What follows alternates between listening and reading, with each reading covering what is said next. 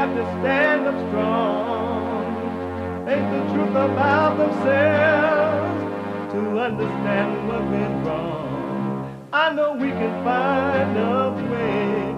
I know we can find a way. I know we can find a way to stand up, stand up, stand up. And throughout the world today.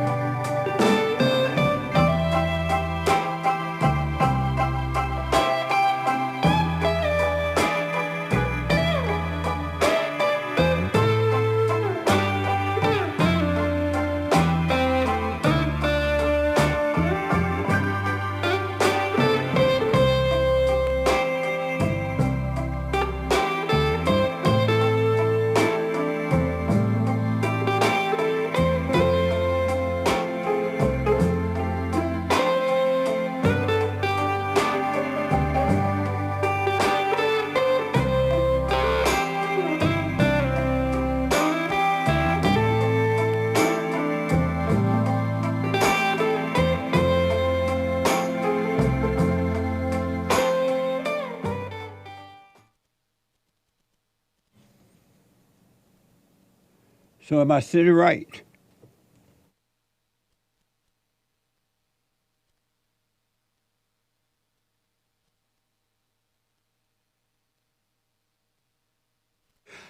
Uniting the races with truth instead of dividing them with lies. We're also rebuilding the family by rebuilding the man. I am Jesse Lee Peterson. Good morning. Sorry for the slow start. Well, not really sorry, but a slow start this morning.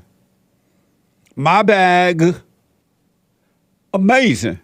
You can get involved by calling 888-7753-773. 888-77-JESSE. Jesse. Jesse. My biblical question for this week. The biblical question for this week. Do you see what you do to yourself, or do you only see what others do to you? Do you see what you do to yourself, or do you only see what others do to you? Do you see what you do to yourself, or do you only see what others do to you? An amazing thought-provoking question.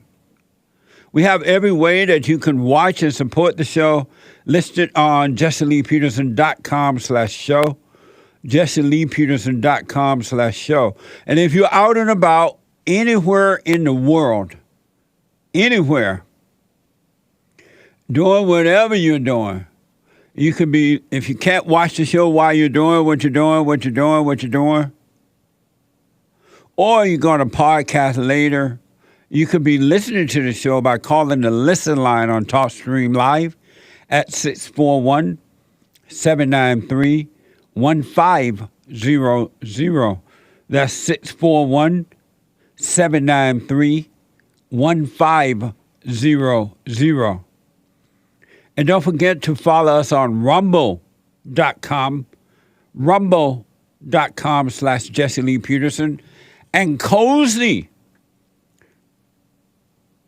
where Christ is King, cozy.tv/JLP, Christ is King.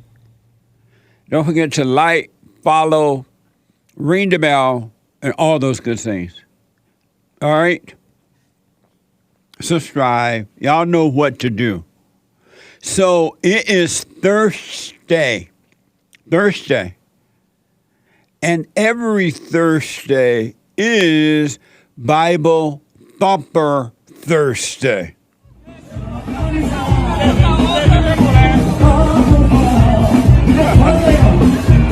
Feminism is, I believe God created male and female equal, that Eve is given that wonderful word of being the helpmeet, which is strong rescuer. What? For me, it was Jesus that made me a feminist. What? So I'm going to ask you a question. Is what you're living for worth dying for? Is what you do every day worth dying for? This one knows she loves Jesus. I can tell it in your eyes, girl. Amen. Stop, please. When all the men and the big powerful dudes were up having couldn't make a decision about some issue in war, they consulted a woman.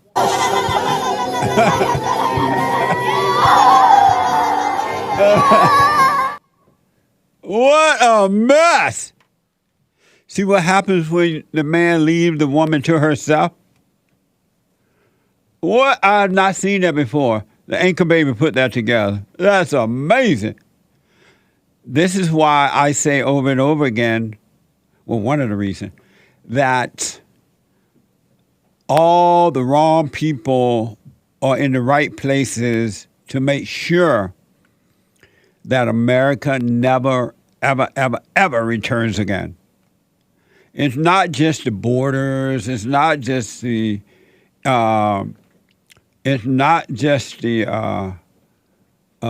transgenders. It's not just the this or the that. It's all this mess too, putting women in charge. They were in the churches and in the corporate world and everywhere. They're putting all the wrong people in the right places to make sure and then America never return. And then they focus on these things, transgender and all that. But they're not focused on the women you allow women to take over, because they're not doing this except that you're giving it to them. They have no power to take it. Anyway, before I get to your calls and all that, I have my experts here, and they don't know what I'm about to ask. Because during the meeting this morning, at the last minute, I said to my producer, Sean, that I want all you experts in the studio this morning. I have a question, interesting question.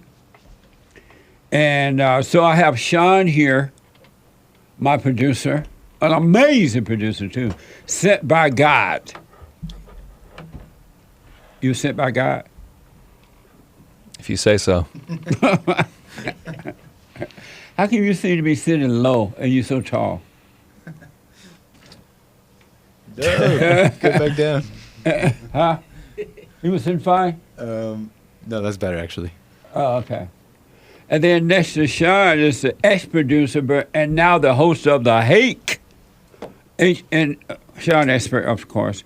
And next to him is the ex-producer, and now the host of the Hake Report, Monday through Friday from 9 a.m. to 11 a.m. Pacific time, right after my show. And an expert here. The Hake, celebrating Men History Month. Happy Men History Month. August is Men History Month. And you can get that amazing shirt by going to rebuildingtheman.com/stores. rebuildingtheman.com/stores. And to my four right, another ex-producer and now the host of the American Anchor Baby, Monday through Friday, Monday through Thursday at 12 noon Pacific time, right after the Hake Report, and then on Friday at 4 p.m., also an expert here. Amazing. And next to the Anchor Baby is another expert, Hassan, audio engineer, very talented, and an expert, Hassan. Not Hussein, but Hassan. Amazing. So, I have a question. And they don't know I'm going to ask this, so you wonder, I bet he already told them. No, I didn't. Because I really want to hear what they think about this question. And then the question to you all out there in the world, too. Should a couple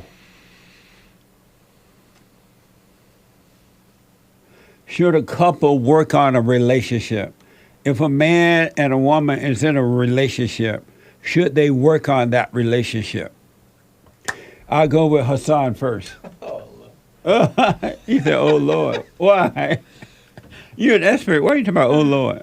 What the? I still got to call on the Lord.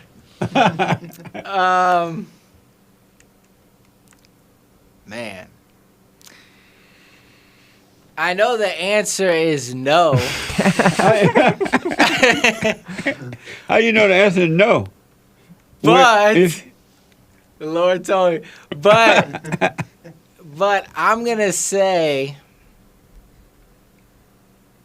in a practical way, and in a physical way, the only reason I'm going to say that yes, you do, because I realize that you're going to go through hell with whoever it is that you're in a relationship with. So you might as well just face it instead of thinking that, if I get with this person or go here or go there, it's going to be better. Hold that thought for a minute. Okay. I will get an answer from a yes or no from everybody first, and then the explanation. Nick, should a man and woman coupled together work on a relationship? No, I don't think so. I don't know what that means, to work on a relationship. What? Does it mean like talk a whole bunch? So Because it's like I don't like doing all that talking. So you say no or yes? If that's And what I'm gonna come back to you for the explanation. All right, I'm gonna say I'll put it in no. I'll put my ballot in no. Sean, should a couple, a man and woman in a relationship, whether they're dating or married, dating or marriage, should they work on their relationship? No. What do you say to that, Hake? Should a couple, whether married or not, man and woman work on their relationship? I feel like the crowd said no, so I feel like I should say yes. But no. No. Okay. So everybody say no?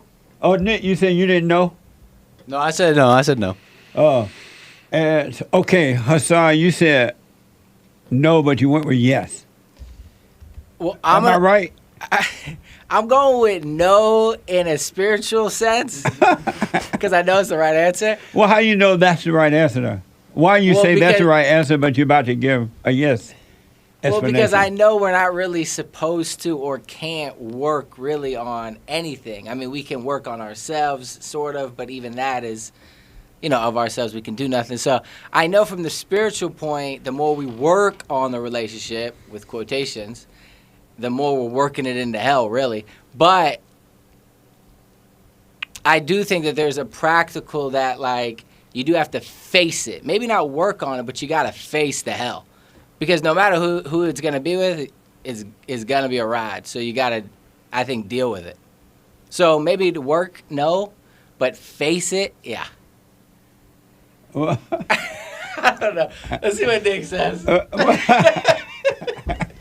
let me ask, when you said face it, isn't facing it mean working on it? Or I don't want to put a leading question in your mouth. Yeah, that's why. Does facing it mean working on it? I mean, I'm asking you. Yeah, yes. So on one hand, you're saying no, but then on the other hand, you're saying yes then. No, in the sense of like spiritually, we can't force it. We have to just observe it and watch how it's happening in front of us. Like, wow, this is what's happening. This is how I'm reacting.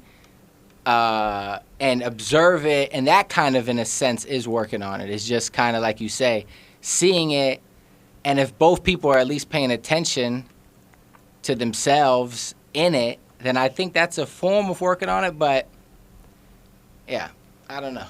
It's tricky. So I'm confused, Hassan. Me too. That's because I'm working on it. That's funny. Nick, you said no. I agree with Hassan. About what? I don't even understand what Hassan's saying. What part you agree with on that? I agree with it because it sounds like he's talking about working on yourself. But the question is, I know. You know what? That the question is to work on a relationship, and he said that you should a couple together, they're already together, whether married or dating, should they work on a relationship? No. Why? No, because it sounds like all this talking that people think you have to do, which really leads to more confusion. I've noticed any like problems that have arisen in a relationship. I noticed that it's me reacting badly or anything, so it's just I don't really have to work on anything with the person. It's just myself. Which is kind of what Hassan was describing, I think. So how will you have a relationship if you don't work on it? How will you have a relationship? Yeah. You already have one, I guess. You guys like the two people, the couple's a couple already. There's no more mystery or new levels you have to discover. I don't know what that all means. What are you working towards or making? Either y'all getting married or not. No, if you're already married. Oh, okay. Either married or dating. Either way, should a man and a woman who are in a relationship work on it, their relationship? Yeah, that still doesn't make sense to me. I don't know what I'm working on. If I'm already married to this person, we already have the marriage. Like, if there's issues that arise, then, deal with them as they come. But even then, I don't like this whole... Because working on a relationship, me growing up, I've heard that. Work on this. Work on a relationship. And growing up, that meant talking a whole bunch about nothing. Okay. And Sean, you said no or yes? I said no. And why? Because whenever you set up those kind of standards for each other in the relationship, you're not going to meet the standards. You're going to fall short if you set them up for yourself or for your partner. So, like you said, no, you I enter meant marriage, not with a man. Right, right. With a husband and wife or boyfriend and girlfriend. My mistake. But yeah, so you say, you enter the kingdom of heaven first, and then all will be added onto you, and then it's just perfect. It just works. So there's nothing to work on when it's an actual relationship. But like the term friendship or like the term relationship, those things don't even exist. So there's nothing to work on. Have you been, while growing up, were you told or when you got into a relationship that you should work on it? Were you ever told that? Or you ever heard that? I've heard that. Yeah, I've definitely heard that. And what did you think that meant at the time? That meant, like Nick said, that meant having extended conversations where you don't really get anywhere. They say, communication is key in relationships. In a marriage, you got to communicate, and that to me is just another way of saying that that you have these long conversations and they don't really get anywhere because you're both trying to get something out of each other. Amazing. And so it's possible to have a marriage between a man and a woman, or dating relationship, man and woman, without having to work on it. Absolutely. I mean, yeah, you're not working on the relationship. You work on yourself, and the relationship will either work or it won't work. That's it. There's nothing to work on. Oh, okay. You work on, you get to know yourself, and the relationship will either work or it won't work. What do you say to that, Hake? Should a married couple, man and a woman, or a dating couple, man and woman, should they work on their relationship? No.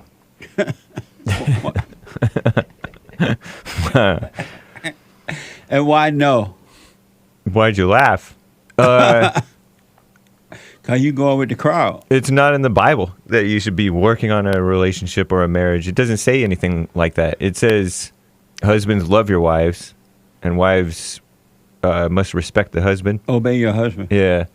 And then it doesn't talk about dating at all, I don't think. Although it does talk about, if you can't help yourself marry, whatever. If you can't help yourself but want to have sex. Oh, yeah. But it seems more like in the Bible, I've heard as a Christian growing up, you should work on your relationship with God.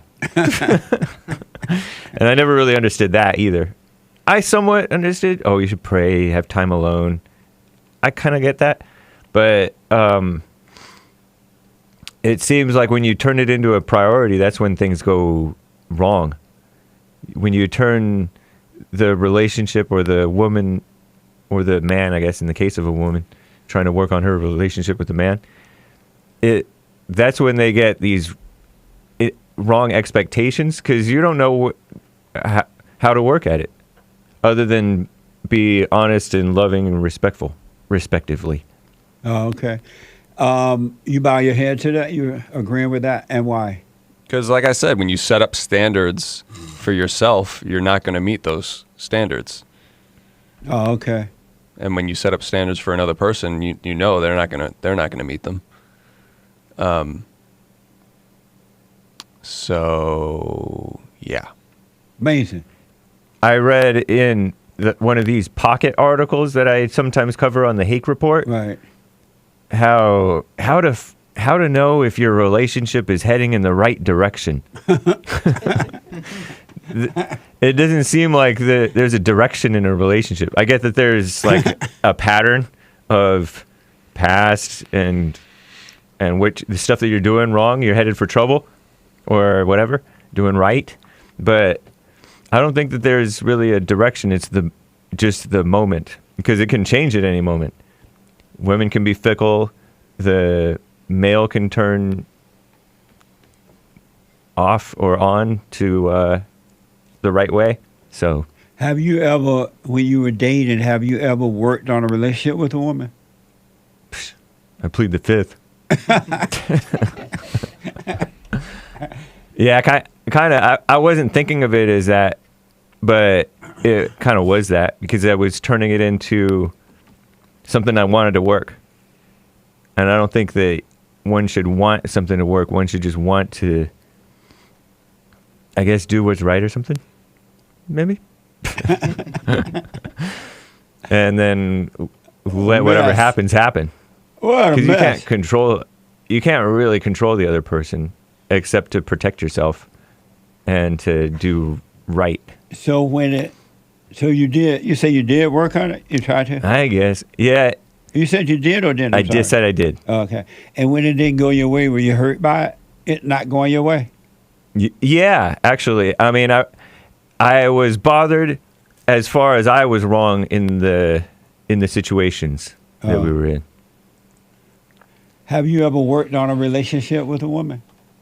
When you were dating? Because none of you been married, but when you were dating, did you work on a relationship?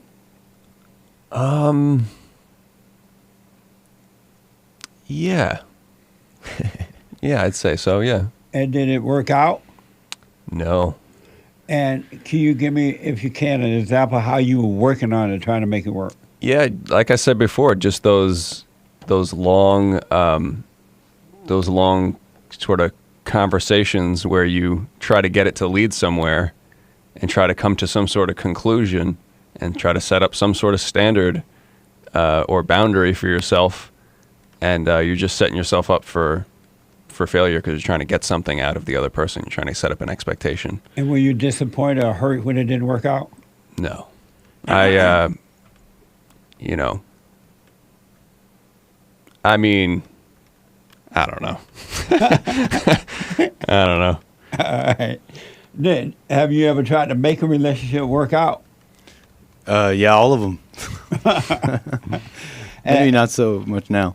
But yeah, for sure. And when you say not so much now, are you doing it a little bit? I just don't know yet. I think I'm not. I'll give you guys an update. But yeah, I totally have. And for those relationships that you tried to make work out, were you disappointed when they didn't work out? Were you hurt by it? No, I was relieved. But that was because after all the pain, because I was like beta, and so we were trying to work it out. Like I would start relationships and then be fine and not really care, but then something would get in my head where I'd suddenly start caring about what she thinks, and then we start talking things out, which turns to fighting. And I'm talking about drop down to the knees fights. Yeah. And I'm like, I would always tell myself, I'm not going to do that stuff. I'd see that in movies and see that, and then I ended up doing that to like drop down to the knees fights, like yelling and screaming. Yeah. And then it was hard to do the whole breakup thing. So You we would just yell fight and and fight scream and on your fight. knees? Huh? You would yell and scream on your knees? What do you mean by that? I just remember one time we were on our knees, just like pulling our clothes out of our own. Like we were like so angry, we were literally like pulling our clothes, like ready to like almost fight each other. But we wanted to get physical, but we didn't want to touch each other. Oh, okay. So we were like on our knees, just like what? Like it was crazy. It was insane. But anyways, I was just happy it was over. We just fight until it just end. So I was like, oh, finally it's over. That's true. I was kind of relieved too. Nice. It was a mixture of relief and pain that I knew I was wrong in some ways. Anyway. And have you ever tried to make a relationship work, Hassan? Currently. Currently? What do you mean? Like present time, yes. To this day. To this day. Oh, so you're working on a relationship now? Yeah, as we speak. And what do you mean working on it? What are you doing, if you can say? Well, I think it's like in any business, the first year is always like the hardest, and then you guys can like. They fail in the first 3 years. Yeah, but like I think the first year of just like, especially in marriage, I think that first year is so difficult because like. You guys are not living together, probably. It's just like all these different things that. You married? No, but I'm just saying, like, whatever, any business, right? Because, like, marriage in a lot of ways is, like, looked at as a business. And any business, I just think the first year is the hardest. And then if you could get through it and then have an understanding, then it's like you could be prosperous. But maybe not because it's 70% or whatever. I know people who've been married for 50 years and they still catching hell. Yeah. I'm still working on it. All right. That's true. So why do you think after the first year it's going to work? I think I'm chosen. Chosen to catch hell? Yeah. Yeah. So let me ask, if you say no, a couple should not work on a relationship, why are you working on one?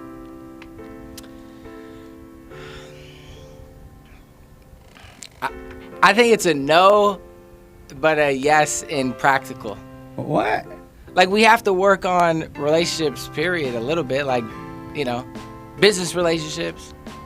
So if you say no, a couple should not work on a relationship, why are you working on one? I said no. I saved myself by starting off with no. But you said you're working on one. Yeah, it's true. But if you know the answer is no, why are you working on it? I don't know.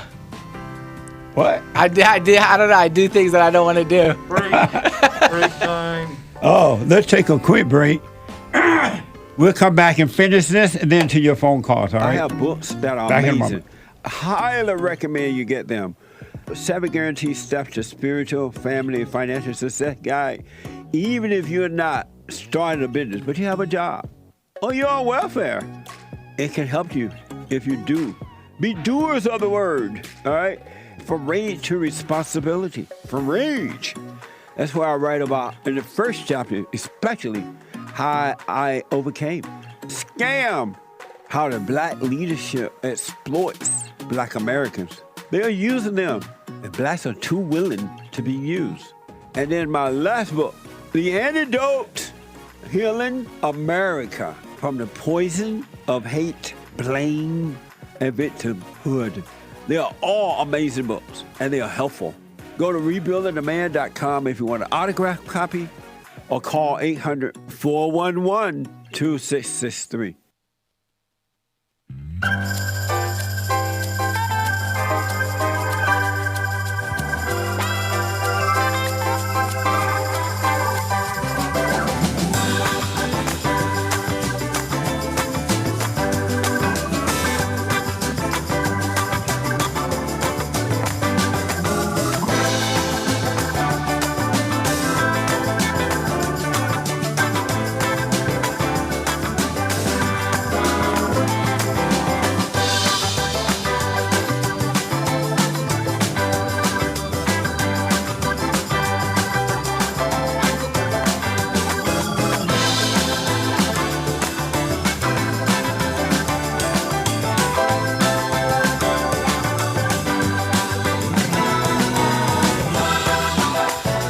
Okay, welcome back. 888-7753-773. 888-77. Jesse, let me say to the people who are calling in, Sean is in the studio, and he's going to answer your call. You are on hold, even though he hasn't picked it up because he's in the studio, and we will get to you. Be patient. I want to just kind of wind this subject up. So, Hassan, what were you saying before the break? I don't know. What exactly? So, basically just that I'm saying that no matter, men and women will, get, like you say, they'll get divorced and then go try to find another girl or another guy. And then they end up just in the same mess or same hell, quote unquote. And so I'm just saying no matter who you're going to be with or what you're going to be dealing with, you're going to be dealing with a mess and hell anyway. So you might as well just face it, go through it, because no matter where you go, it's going to be that way, I believe. But if you're not trying to work on a relationship, would you still go through hell? I mean, there was a caller yesterday that called in. I don't know if it was your show or Hake show, but they did say that if, God, or I mean, you say it too. If God puts, a wife in your life, it's a blessing and there won't be these issues. But I just haven't seen it. So I'm not saying that it's not true. I just don't. I think you're going to have to do a little bit of. So if a couple is not working on the relationship, would you still have to go through hell? Well, I think the working on is the not running away from it, like going through it together. If the couple, whether married or dated, is not working on the relationship, would they still have to go through hell? Like if they weren't together? If the married couple or dating couple is not working on the relationship, would they still have to go through hell? Yeah. How? Because if they're still together and they're not working on it, they could still be in hell. How is that?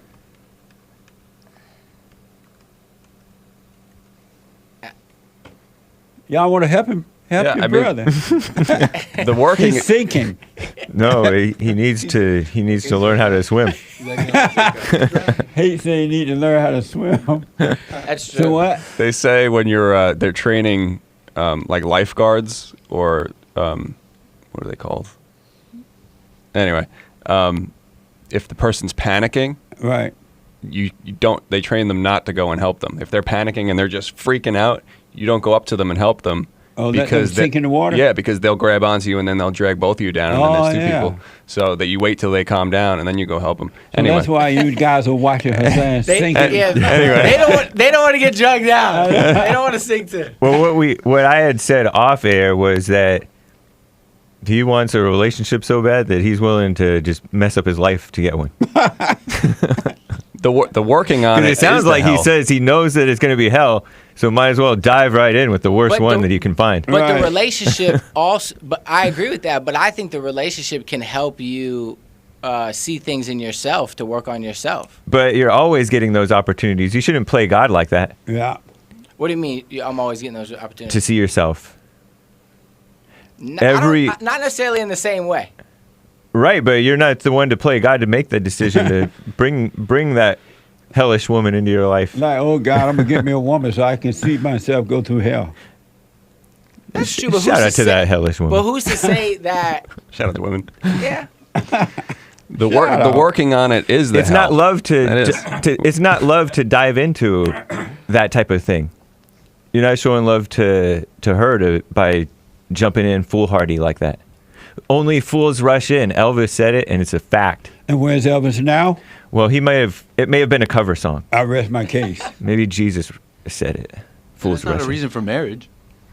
But I think as men, it's important to deal with women so that you can, deal with those things.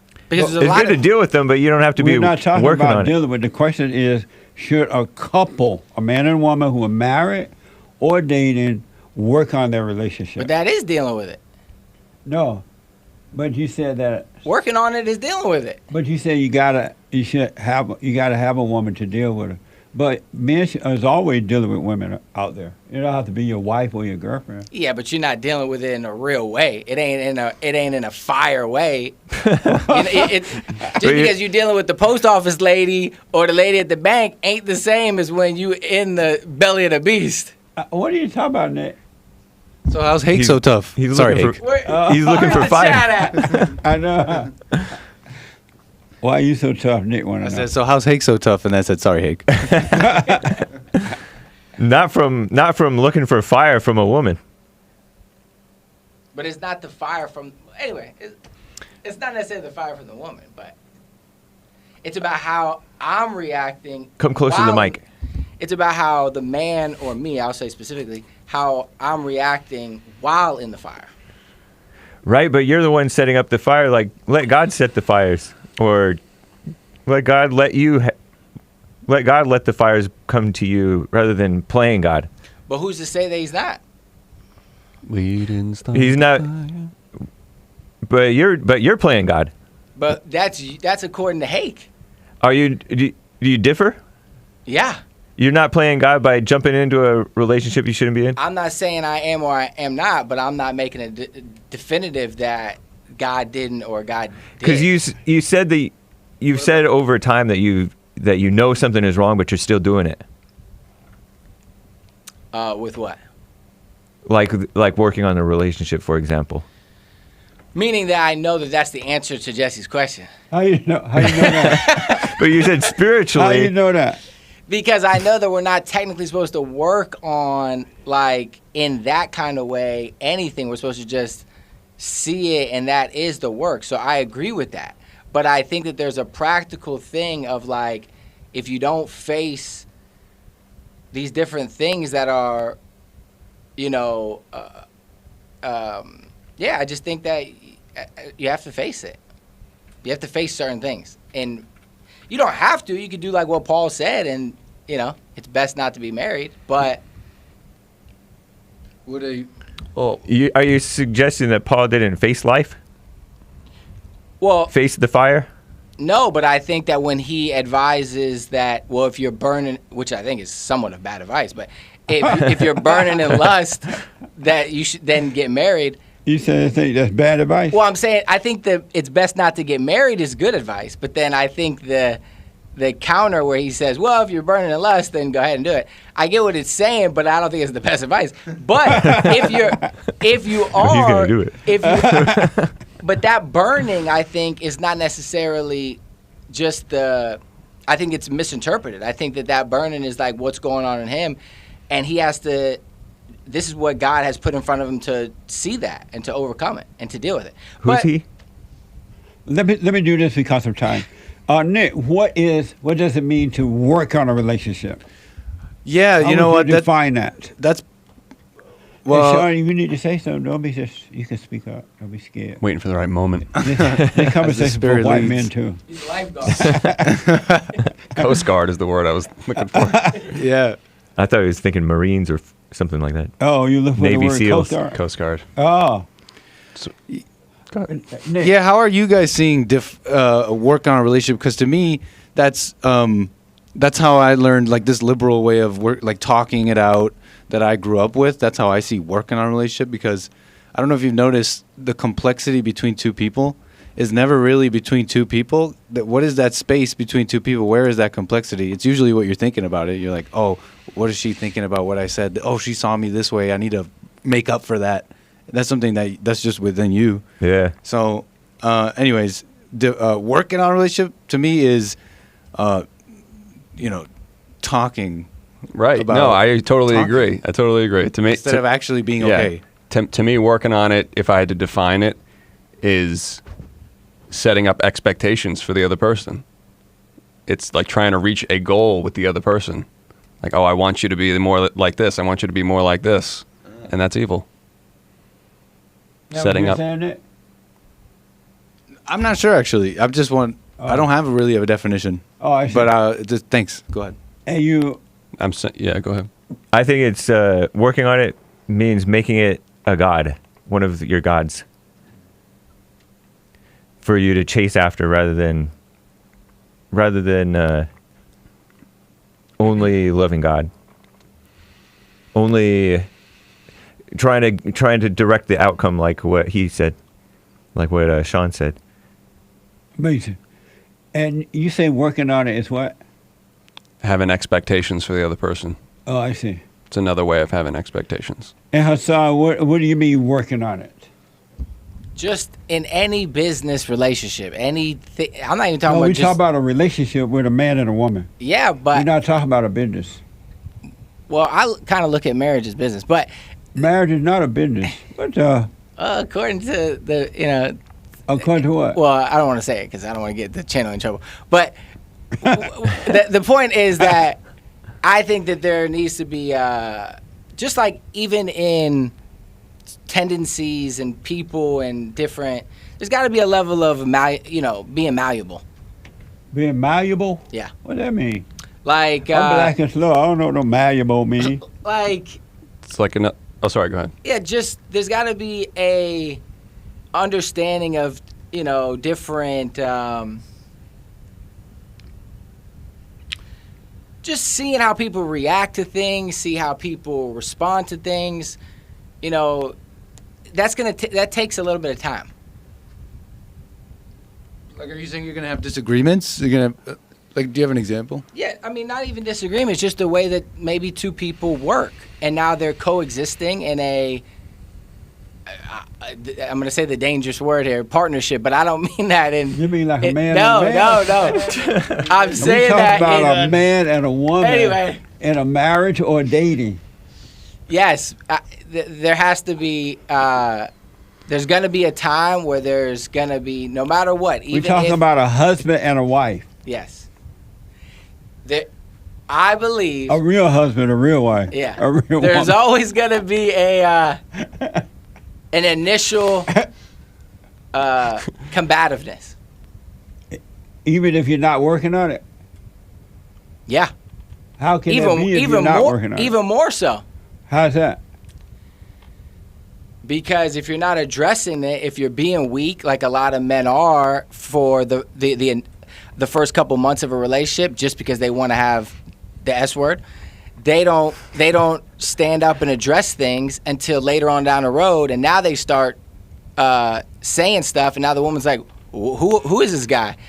And the guy's like, well, that was my representative. Now this is really me. And that's the issue, is that people aren't, like, I don't think men are being matadors and taming the bull. We have to address it. Oh, okay. Let me do this. I got to wind this out. I can't believe the hour's almost up. Isn't that amazing? Yeah. Shameful. Quick yes or no from all the guys without explanation.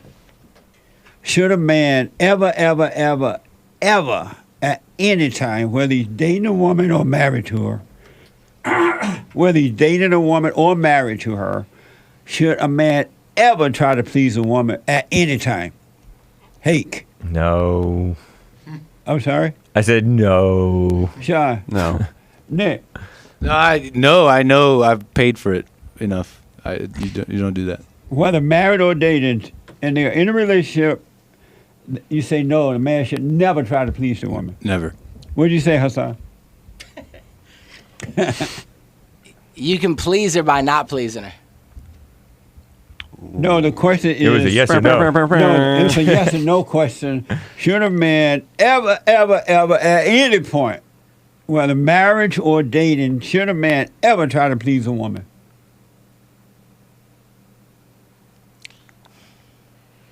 For the sake of trying to save myself, no. What do you mean for the sake of trying to save yourself? I'm just joking. Oh, No. okay. And then the second question and final. I'll go back around the room real fast, just a yes or no answer. I'll start with you, Hassan, since I started with Hate. No, I'll start with Anchor Baby. Should a man or a woman, in this case, should a man or a woman ever at any point marry a woman or a man who's already been married with children? Anchor Baby. I don't know. You don't Should know? I say that again one more time? For me? Should a man or a woman, should a man get involved with a woman who already been married to have children, or should a woman get involved with a man who already been married to have children? I don't know. I wouldn't do that. I don't know if it's wrong. Give me a yes or no. I didn't ask if it's wrong or right. Okay, no. What? No. I'm sorry? No. No. No. Hassan. I'm about to do it. Do what? It was a yes or no. Right. I ain't trying to get you in Yes. personal business. Huh? Whoa. Oh, see the mics. The mic is. Mike is rebelling. The mic's rebelling. Sorry, headphones. We gotta go handheld. He's making it work. I'm not trying to get you to put He's your personal rapid. business out there. I'm just asking questions. I'm that gonna say. people ask me when I'm out and about or at some type of meeting or something. So that's why I'm asking these questions. Yes. A man should get, or a woman should get involved with a man who already been married with children, or a man should get involved with a woman who's already been married with children. You say yes? Should is an interesting operative word there, but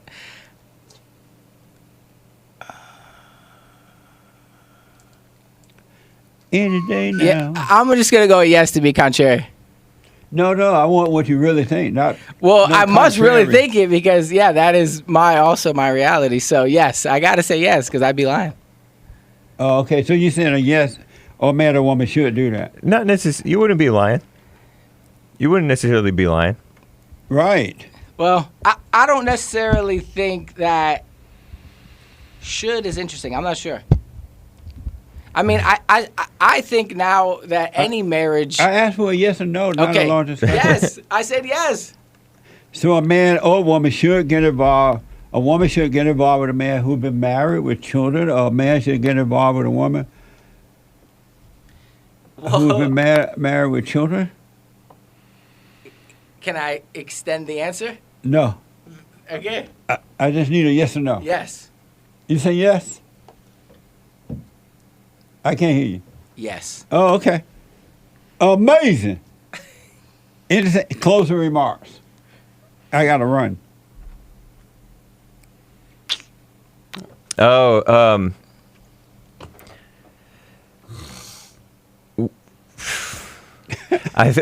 I mean, I just, I have stuff on my mind, but I don't know how to express it. But Something's on my mind. one thing I would say is, it's been bothering me for a long, long time. one should heed the warnings that you know it, because sometimes you know something is wrong and you still do it. That's amazing to me that we can know the truth but yet do wrong. Yeah.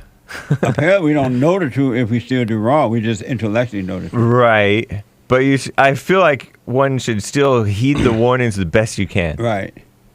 It's like your parent really tell you the truth about something. And even though you might not believe it, but they tell you the truth, the warning is there. You should not do it. So just don't do it. Yeah. Because if you do it anyway, it's just going to be pure trouble. Right. Right? Yep. Nice. My closing statement would be that I agree, but I think that there can be marriage in the fallen state or in the fallen nature without kids, without divorce, and you think you're doing it right, but it's still fallen state. It's still same thing. So that's a reason to do wrong? I'm just saying it's all probably wrong. What do you mean by that? Meaning that just because we look at like, oh, this is divorce or this is kids or this person isn't, but you're still getting married for the wrong reason because you're burning in lust. Jesus called it adultery. Called what adultery? Divorce and remarriage. We gotta check that. We gotta check this. We gotta check the records. Bring him in. Where is he? Hassan, does it matter that it hurt the children when that happens? Or should the man and the woman just do what they want to do and the hell with the children feeling? No, it matters. It matters? But should the man and the woman still do it anyway, even though it hurt the children?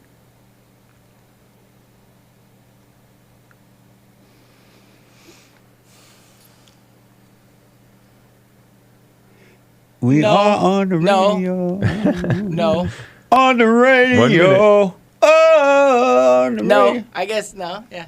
I'm sorry? I mean, if we're saying that's the sole thing that's... No, the question is, even though it hurt the children, should the man and the woman do it anyway? Just because they want to. Should? No. I'm sorry? Should? No. Oh, okay. Will you say that, Nick? A quick yes or no? No, they shouldn't. What do you say? I believe it was the Eagles who once said, and I know it wasn't you who held me down. Heaven knows it wasn't you who set me free. Oftentimes it happens that we live our lives in chains, and we never even know we have the key. Wow. Bars. That's so deep. Are you looking for me for my last word? Yeah. After that. Oh. I know. I already gave my last word. I was the first one to give my last word. Oh, okay. Amazing. Let me hear from my experts. Thank you, guys. These are questions that I get you guys be surprised. And sometimes they be so good, I write them down, and I'm like, okay, I'll ask my experts about this. So thank you guys for your expert input. Nice. Amazing. Amazing. Let me go to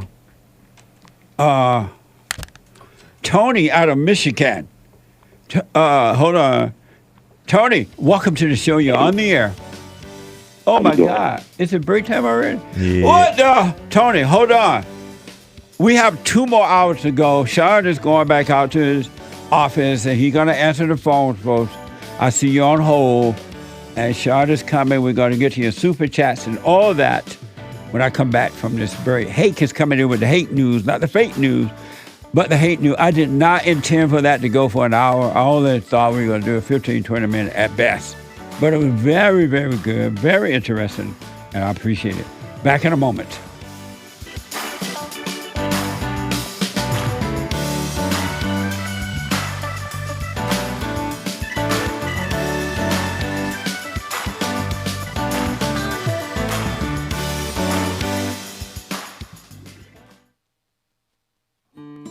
We have a counseling service, and I have to admit, thanks to God, it is the best counseling service on this side of heaven. I counsel with men and women, families, individuals around the world. Most people are unhappy, they're miserable, they have rough lives, they're depressed, suicidal, young and old, of all races. I understand, I know why, and I do understand it. Because exactly what's happening in me is happening with everybody outside of me, inside of them. And I've noticed that with those who really, really, really want to understand, they overcome it just like that, out of one counseling session. If you need counseling, you can go to rebuildingaman.com or call 800-411-2663. 800-411-BOND. Best counseling service on this side of heaven.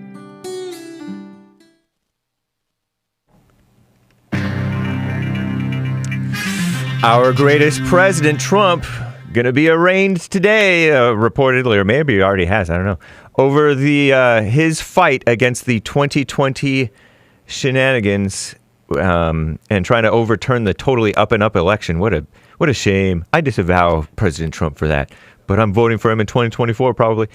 China virus is still surging. No, it's surging again. Did you know that? Oh, they're trying to bring it back. And also the climate scare. And Robert Bowers sentenced to death in that Tree of Life synagogue shooting. This is the end of hour one of the Jesse Lee Peterson Show. It is Thursday, August 3rd, 2023 AD. Stay tuned for hour two. Bible Thumper Thursday continues right back to your calls. Lines are full now, so stay on there.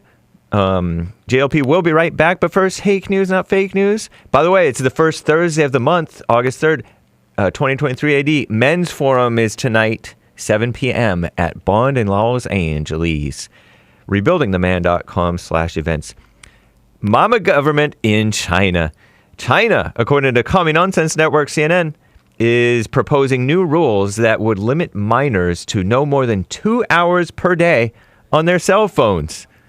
The restrictions aim to combat internet addiction, so-called, as their country tries to cultivate quote-unquote, good morality, nice, and quote-unquote, socialist values, not so nice, among children and adolescents. Well, good for them, I guess.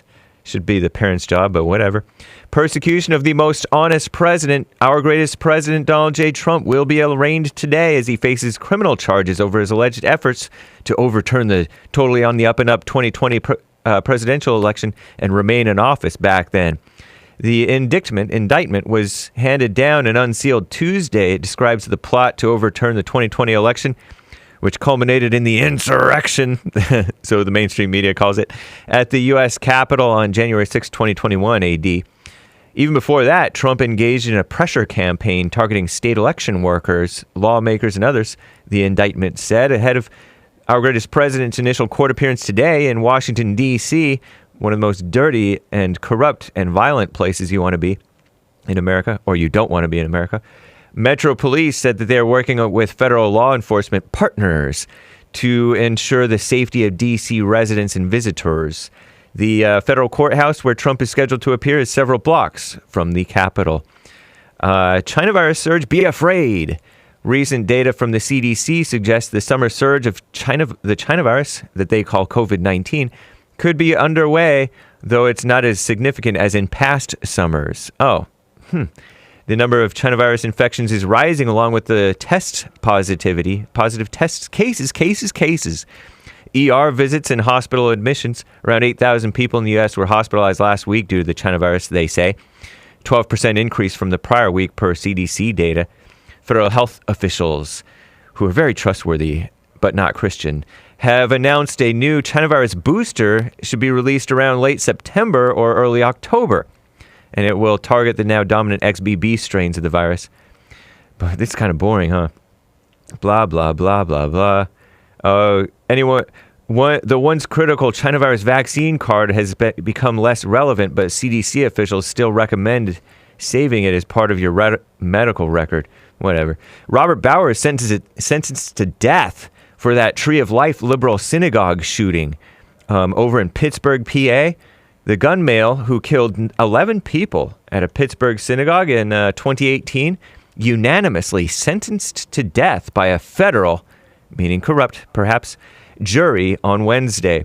The sentencing represents the end of a saga that began on October 27th, 2018, when the gun male burst into the Tree of Life synagogue and shot what they call worshipers with an AR-15 style rifle. That's the rifle thing. At the time, the synagogue was hosting 3 congregations for weekly Sabbath services. The 50-year-old shooter, who was then age 46, Robert Gregory Bowers, Gab users, by the way, was found guilty in June of all 63 charges against him for the deadliest attack on Jewish people in the United States. The court will reconvene today when the death sentence will be formally imposed. I'm James Hake. Now back to JLP, Hour 2.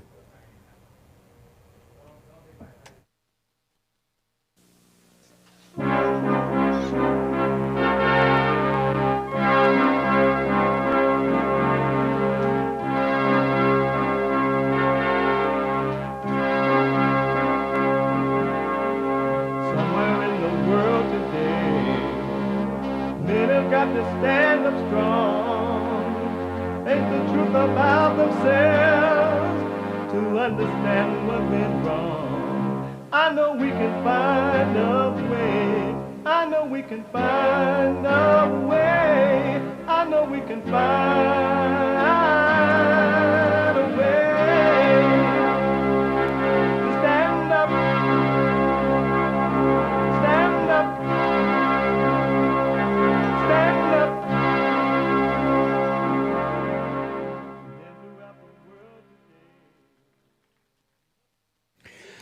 Uniting the races with truth instead of dividing them with lies.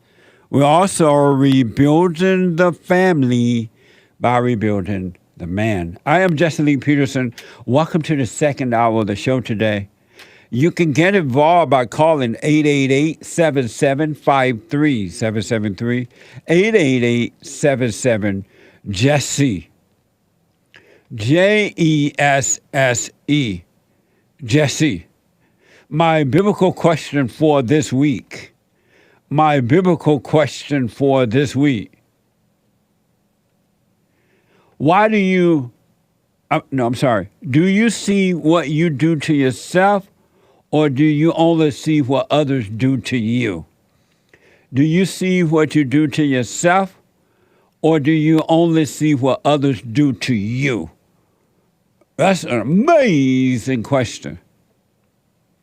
We have every way that you can watch and support the show listed on jesseleepeterson.com/show. jesseleepeterson.com/show. And if you're out and about, working out, whatever you might be doing, at the beach, anywhere in the world, stuck in the airport, trying to get across the borders, shout out to the illegal aliens. You can listen to the show on your iPhone or iPad, even if it's an Obama iPhone, to the illegals, because I hear they get a lot of free iPhones, by calling the listen line at 641-793-1500, 641-793-1500. And don't forget to follow us on cozy.tv/JLP, where Christ is King. Cozy.tv/JLP. And Rumble. You got to know how to rumble.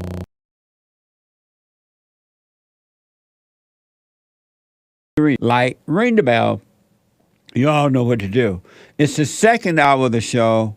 It is, and it's Thursday, right? So it is Bible Thumper Thursday.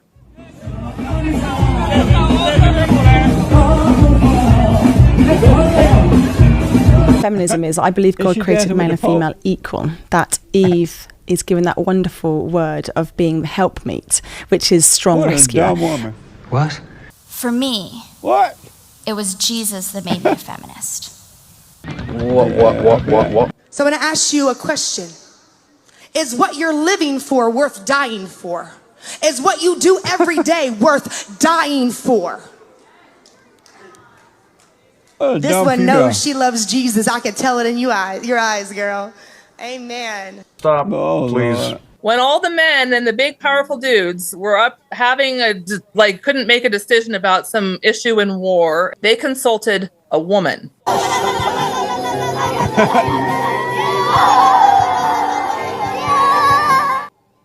What the? A mess. What a mess. Real fast, I was, in my travels, I was watching this show, Seinfeld. Is that the name of it? Yes, sir. Seinfeld. Seinfeld. It was a comedy. That show itself was amazing, huh? The best show there is. Yeah. It's not on TV anymore, so I must have been watching reruns or something. I don't know what I was. But it was Seinfeld. And in that Seinfeld show, it used to be really funny, amazing show. There was a woman in that show, too. And she was dating this man, going out with this man she met somewhere. And the man would always show up, or he would invite her out, and they would go out to dinner. One day, he picked her up and blah, blah, blah, right? And she was like, this guy is dating me, but he's not calling it dating. So she went home and had a discussion with Seinfeld about it. Like, this guy picked me up at work. He's so nice to me. He say this. He take me to dinner. And Seinfeld like, this man is dating you. He's trying to date you. She's like, but he won't say he's dating me. And so Seinfeld said, oh, yeah, he's dating you. And so the man would invite the woman out again. And she's like, is it a date? He said, no, it's not a date. We're just going out. And she's like, oh, okay. I'll pick you up at 7. She's like, that's a date. And then one day they were out, and he had invited his parents to come meet her. And she was surprised that the parents showed up at the restaurant. And she's like, this is a date. I'm meeting your parents. This is a date. He's like, no, it's not a date. And he asked, why do you have to call it a date? Why can't we just do these things without putting a title to it? And I thought that was so deep. Isn't that deep? That is deep. Yeah, why do you have to put a title to everything? Everything doesn't need a title to it. They can go out, have fun, just do their thing without calling it a date. Amazing. That was one of the good things about that show. They made, with comedy, they made you see reality, those who like seeing reality. It was interesting. So the theme to that story is stop putting words on everything, titles to it, because you identify with the title. You could just live your life without putting titles to everything and get false identities from them. So let me do this. It's Bible Thumper Thursday. I want to read this from, and we had this whole discussion in the first hour about should a couple work on a relationship?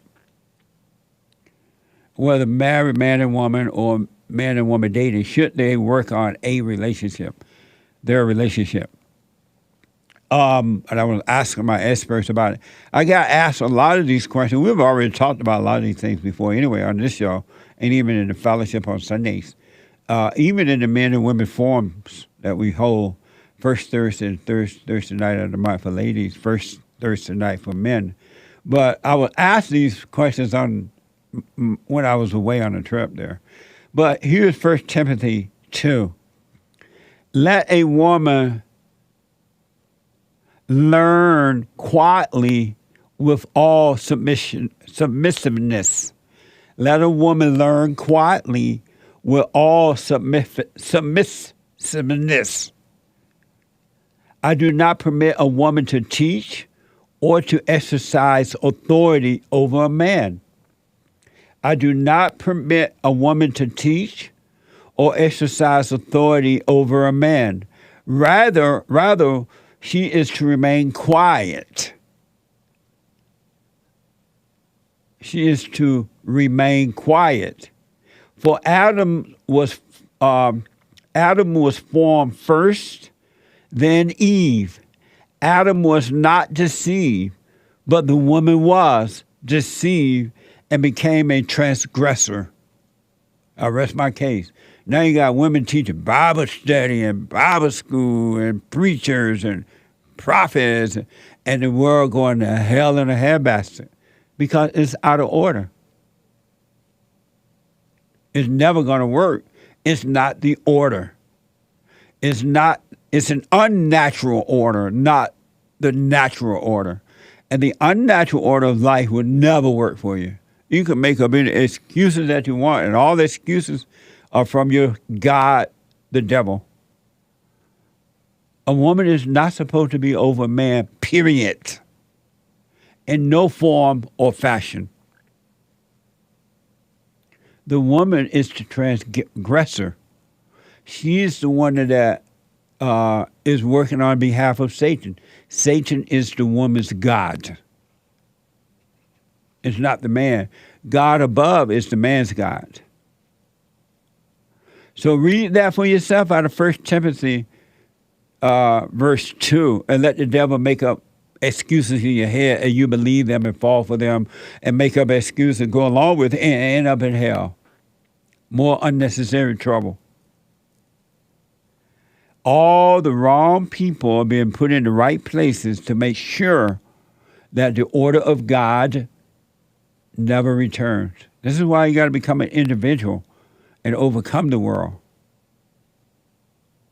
First Corinthians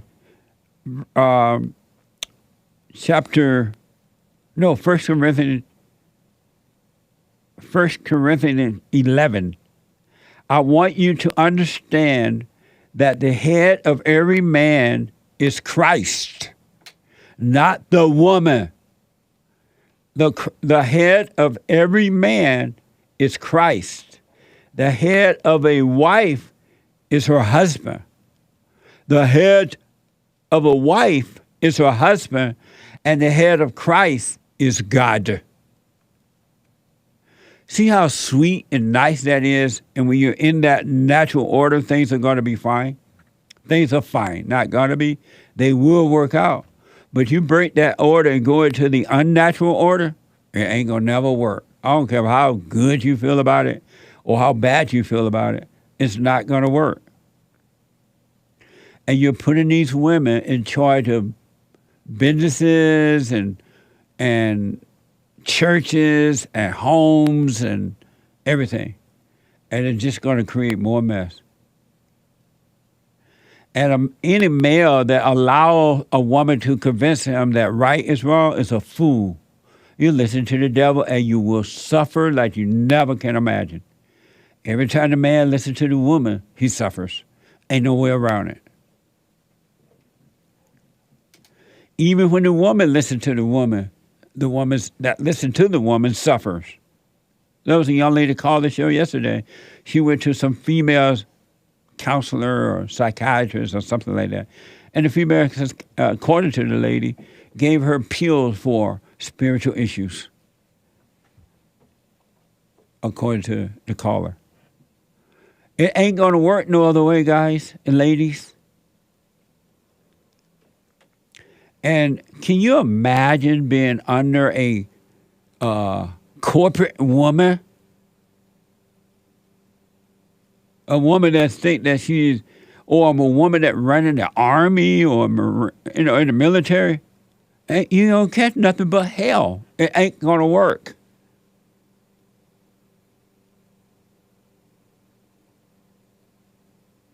And they got women judges. What do you think gonna come from that? For an example, this is what happens when a woman, quote unquote, leads. This is from Breitbart. The judge in the latest indictment will be Tanya Chutkan, I think. Chutkan, an appointee of, unfortunately, the fallen Messiah, ex-President Barack Obama. They got a woman in charge of that. Can you imagine having to go to trial and you look up on the stage there and there's a female sitting there? You know it's over for you if you're on the side of good. I want you to watch this from Wiki for All. Wiki for All. Watch this. Oh, this is the woman. And she black. You know it's over. All the wrong people in the right places. And she got a haircut, short hair. Oh, my God. Poor courthouse.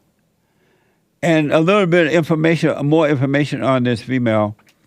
WFTV and CNN is reporting that Tanya Chutkan was born in Jamaica. She's not even one of us. She was born in Jamaica. She has sentenced at least 31 people convicted of Capitol riot-related crimes and has set tougher standards than those requested by the Justice Department. in cases involving January 6th defendants. What a mess. At a 2021 census hearing, she said, the country is watching to see what the consequences are for January 6th. All the wrong people in the right places to make sure the order of God does not work on this earth, that America never returns. America never returns.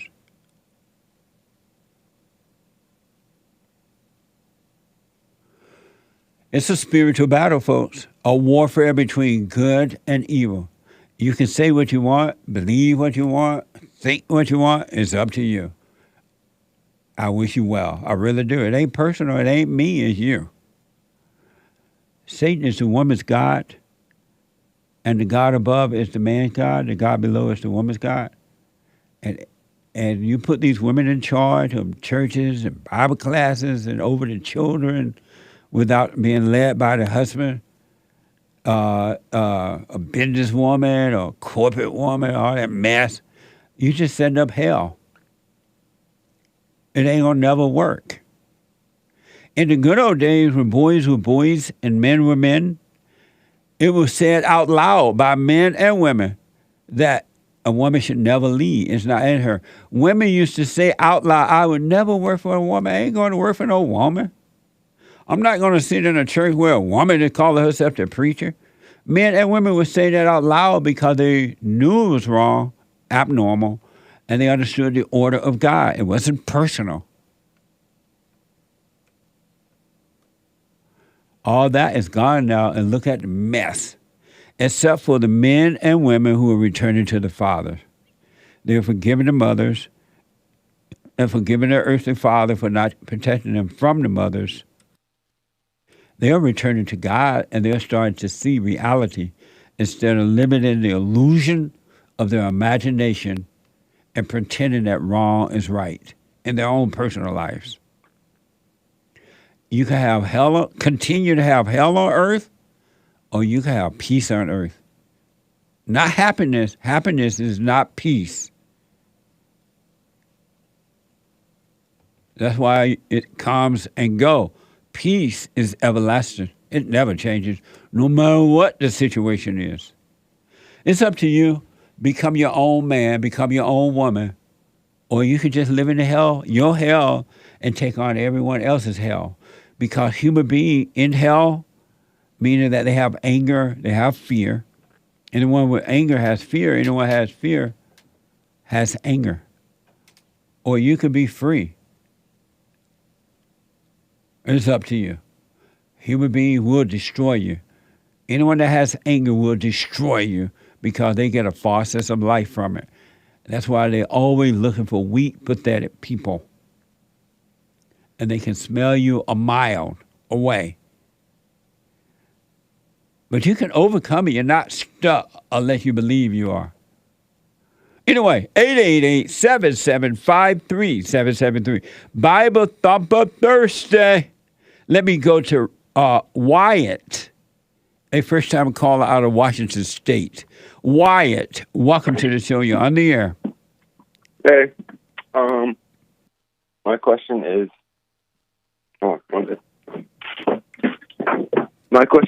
is Jesus God? No. No? No. Then how did he not sin if he wasn't God? I'm sorry? How did he not sin if he wasn't God? How did he not sin if he... I don't understand the question. What do you mean by that? I'm saying, you know how they say he's divine because he did not sin? People say that. And what do they mean by that? So they say no humans cannot sin. So how did Jesus sin if he was not God?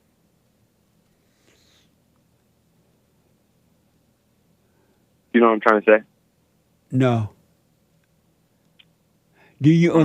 Maybe I can understand you better. Why, if you tell me what do you believe Jesus was God or is God?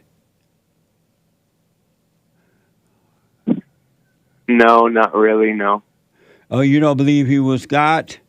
but I can't. I can't. In my mind, I can't explain why he wasn't without him sinning. You can't. Or You can't explain that he wasn't God without him sinning.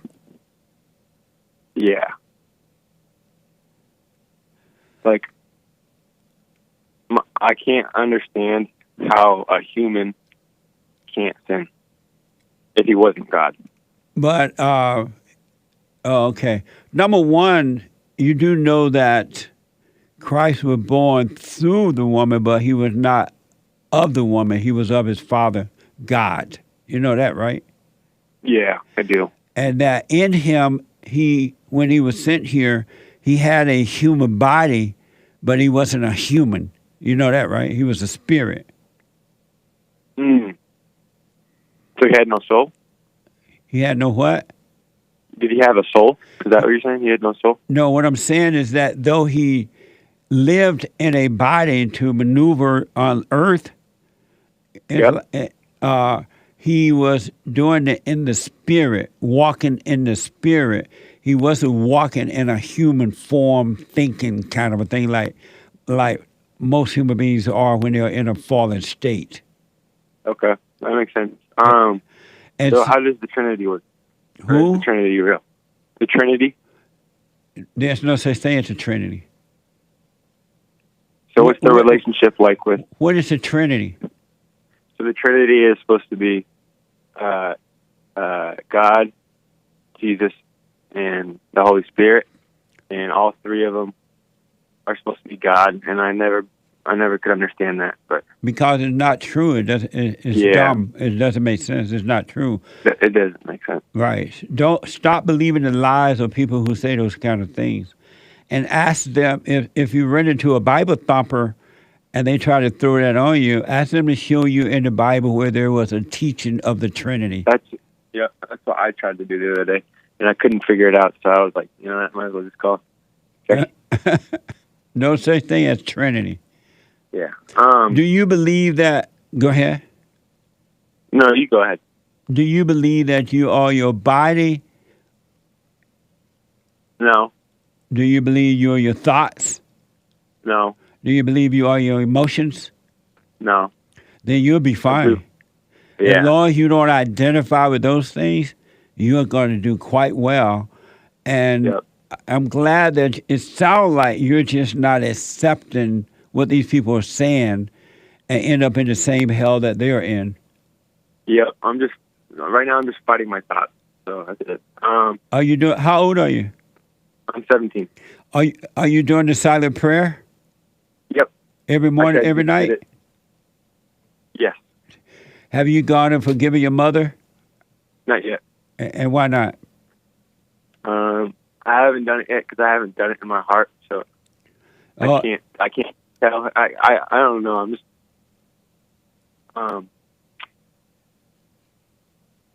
it's just I think right now I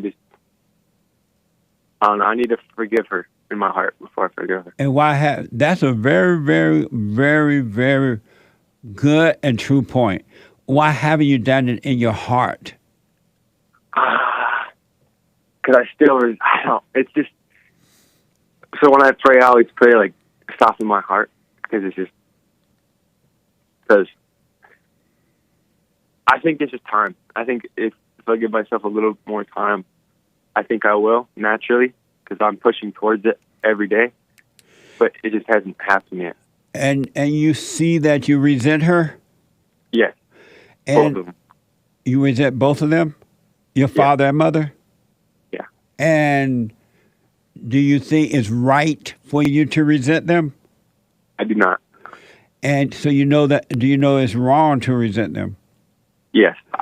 I'm sorry for resenting them, but I haven't forgiven them because every time they do something, every time they impose their will on me, I always like, it riles me up a little bit. And I don't like saying anything to them, but in my heart, I'm just like,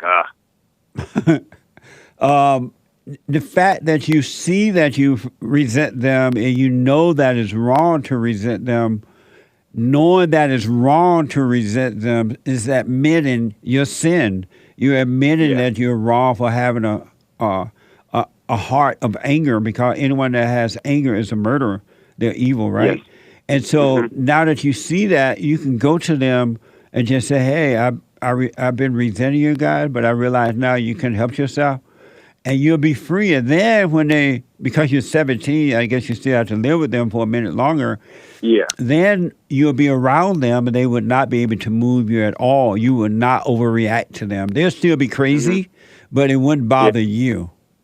Because God would take your mother's identity from you, the thoughts and the feelings, because those are any man that has anger has the nature of the woman. And he think like a woman, he act like a woman, he overreacts like a woman, he has no love. And so, but once you forgive them, then you'll be able to live there and you will be free. All right. That's what I'm pushing for. So do you love Satan? I'm sorry? Because Satan is your enemy. I'm sorry? Do you love Satan? Because Satan is your enemy? I love him by not hating him. Okay. So it's just a peaceful feeling? Yeah, right. I know that he's evil. And when I see him in other people, I see evil in people. I see the devil in them, and I know they can't help themselves. And so I don't. That's what prevents me from resenting others, and that's what's going to prevent you from resenting others when you deal with your parents, by realizing they can't help it. The same thing with every human being on earth. Yep. Sweet. Thank you. When's the last time you sinned? As long as I had the resentment toward my parents, when I stopped resenting by seeing that I was wrong for resenting them, God forgave me.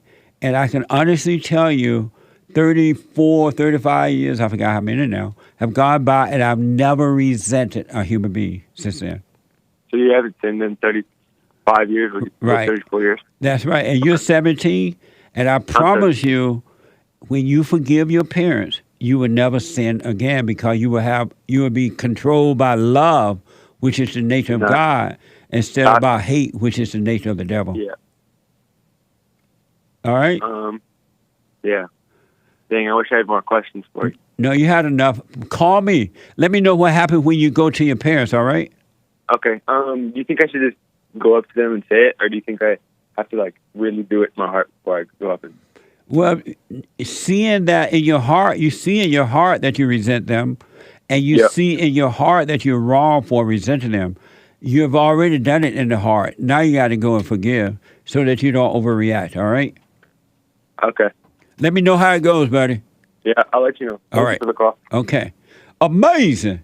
Let me go to, I forgot I was about to go to Tony out of Michigan before that other break. Sorry about that, Tony. I'm black. Tony, thank you for holding. Go ahead. You're on the air. Can you hear me? Yes, sir. Hey, you went over something yesterday, like when people are going through court issues and how they're supposed to act when they're going through court issues. I was wondering if you could go over that again. I thought it was pretty positive. Oh man, I can't remember. Let me see. Well, the guy was Go ahead. Asking you how you're not supposed to act. You don't know what's going to happen in the outcome. And I remember now. Let's say you got to go to court. You don't want to go, but you got to go. Right? Right. Tony, I'm sorry. Can you hold? I'll come right to you after this break. Okay. All right, buddy. 888-7753-773. 888-77-JESSE. A quick break. Back in a moment.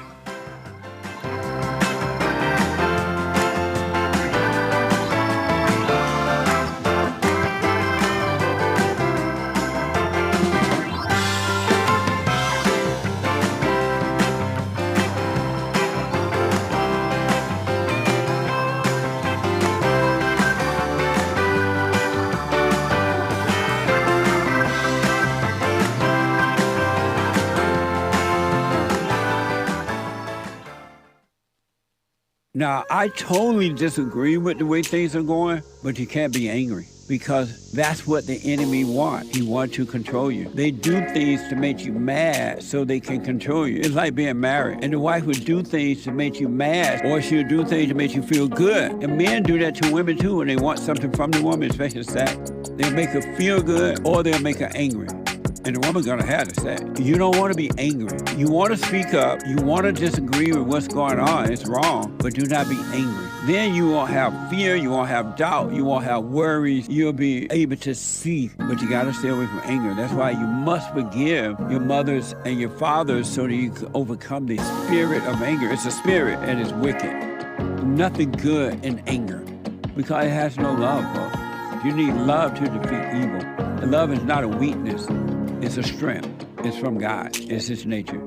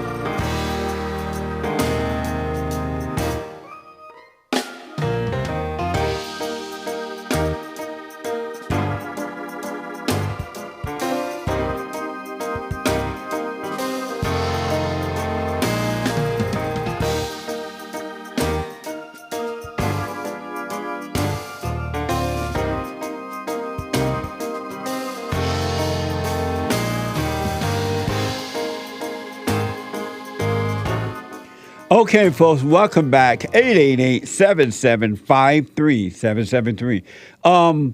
The Hake Report is coming up at 9 a.m. this morning. TheHakeReport.com from 9 to 11 a.m. Pacific time. And then at 12 Pacific time, right after the Hake Report, the American Anchor Baby. The American Anchor Baby at 12. You don't want to miss it, all right? And tonight is the men's forum. Men's forum tonight, every first Thursday night of the month for men only, and the third Thursday night for ladies only, and Sunday morning for everybody. And I will be doing Sunday morning meeting. I'm here. I'm back in town. If the Lord is willing and the creek don't rise. And don't forget, personalized shout out, go to Cameo, CAMEO.com/Jesse Lee Peterson. Birthday shout outs, weddings, anniversaries, encouragement, or whatever. Congratulations, shout outs. Go to CAMEO.com/Jesse Lee Peterson. I want to go quickly back to Tony out of out of Michigan. And Tony want to know about this, a discussion I had with a person yesterday about going to court. So, Tony, let's say you hear your wife is taking you to court to take your baby, right? And then the first thought is to make you overreact. And when the moment you overreact, you're going to always make the wrong decisions. That's why Satan wants you to overreact. So let's say you got to go to court. Okay, I got to go to court. You get all your paperwork done, whatever you need to present in court. Get that done. Go to court and wait and see what happened. Don't think about what's going to happen. Let's say the court is Monday. Today is Thursday. The devil will want you to make you think, oh, the outcome is going to be this or that, or she's going to say this and do that, and this and that going to happen, blah, blah, blah. But if you don't think about what's going to happen and just do what's in front of you, the situation will always turn out in your favor. Whatever way it turns out, you'll be totally satisfied with it. If you don't think about what has happened or what will happen. Okay, yeah, because I mean, you know that the thoughts that go through your head would be crazy, and the reason why I thought that was good is because you see so many Americans, and especially men, getting trapped up in our judicial system with all illegals coming over, and now illegals who are becoming police officers, and I think that's illegal. You know, you got illegal immigrants being sworn in as police officers. I'm like, something is really going on wrong in this country, and I don't understand what it is. So yeah, they are trying to control us, and so they are creating as much chaos as possible. They want us fighting one another. They want the illegals and the American citizens fighting by knowing that it's wrong to have the illegals here taking over communities and jobs and giving them free stuff. They are doing all of those things so that the people can be fighting one another over nothing, while the people who are creating the situation are taking control of your life. They are locking you down, taking away all your rights and all that kind of thing, because their desire is no different than anyone's desire that has anger, and that is to control someone else or something else. Wow. Yeah. So because I think Americans fighting each other over an issue where that illegals that are coming in are getting SSI checks, and I seen Americans fight. I'm like, whoa, this thing is way out of control. Yep. And just think about this, Tony. They got human beings who are supposed to be smart, fighting over a word called racism. It's just a word with no meaning. It's not even real. It's an illusion. And they got the human beings fighting over it. Yes, indeed. Man. Well, Jesse, I thank you for that, man. I mean, I almost wanted to just head for the mountains. I'm just saying that. I don't know. I just almost want. I didn't know.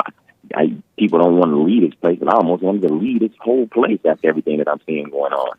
Well, where else is there to go? You know what I mean? Well, this is hell on earth, and it's coming through people, because anyone that has anger has hell. They're in hell. And here's what I recommend, is that you seek first the kingdom of God in his right way. You seek the truth, and you will be able to live on earth and not be in hell. All this madness will be going on around you, but it will not affect you within at all, not one iota. It would be amazing to see it. It's like you won't be bothered. You will have no fear. You would not worry about the economy. You would not worry about your life at all, because you would know that your life is fine, because your world is you. Your world is inside of you, and you will not be affected by someone else's world outside of you. Right. Well, thank you so much, my brother. All right. You know, on this call, I'm starting to be a giver to your organization immediately. I just want you to know. Thank you, man. I totally appreciate it. God bless you, bro. Have a good one. You too, man. Good to hear from you. You got to stop overreacting, folks. Satan wants you distracted. If you notice that people that try to control your life, they go out of their way to distract you, to get a reaction. Look at relationships. In relationships, one person try to distract the other person try to distract the other person to get a reaction, and the moment they got a reaction, they have control of you. And the battle is on. Think about it. This is so... I wish you knew the depths of how you do not know yourself. You don't know yourself. You have no clue. It runs deeper than what you can imagine to know thyself. Pay attention to what's happening inside of you. It's going to blow your mind. It's like starting out all over again, being born again. Amazing. Let me go to Johnny, a first-time caller out of Texas. Johnny, thank you for calling. Thanks for holding you on the air. Hey, how you doing there, Jesse? All is well, Johnny. How you? I'm perfect and excellent, and even better than that. But anyways, I wanted to. I've heard you talk about you was raised on a plantation in Alabama, and I'm from West. I was born and raised in the swamp in West Memphis, Arkansas, and I'm in my 70s, and I was raised in segregation, And I just wanted to speak about the system, the school system, and the equal rights stuff and all that stuff for 1 minute. I'll make it brief.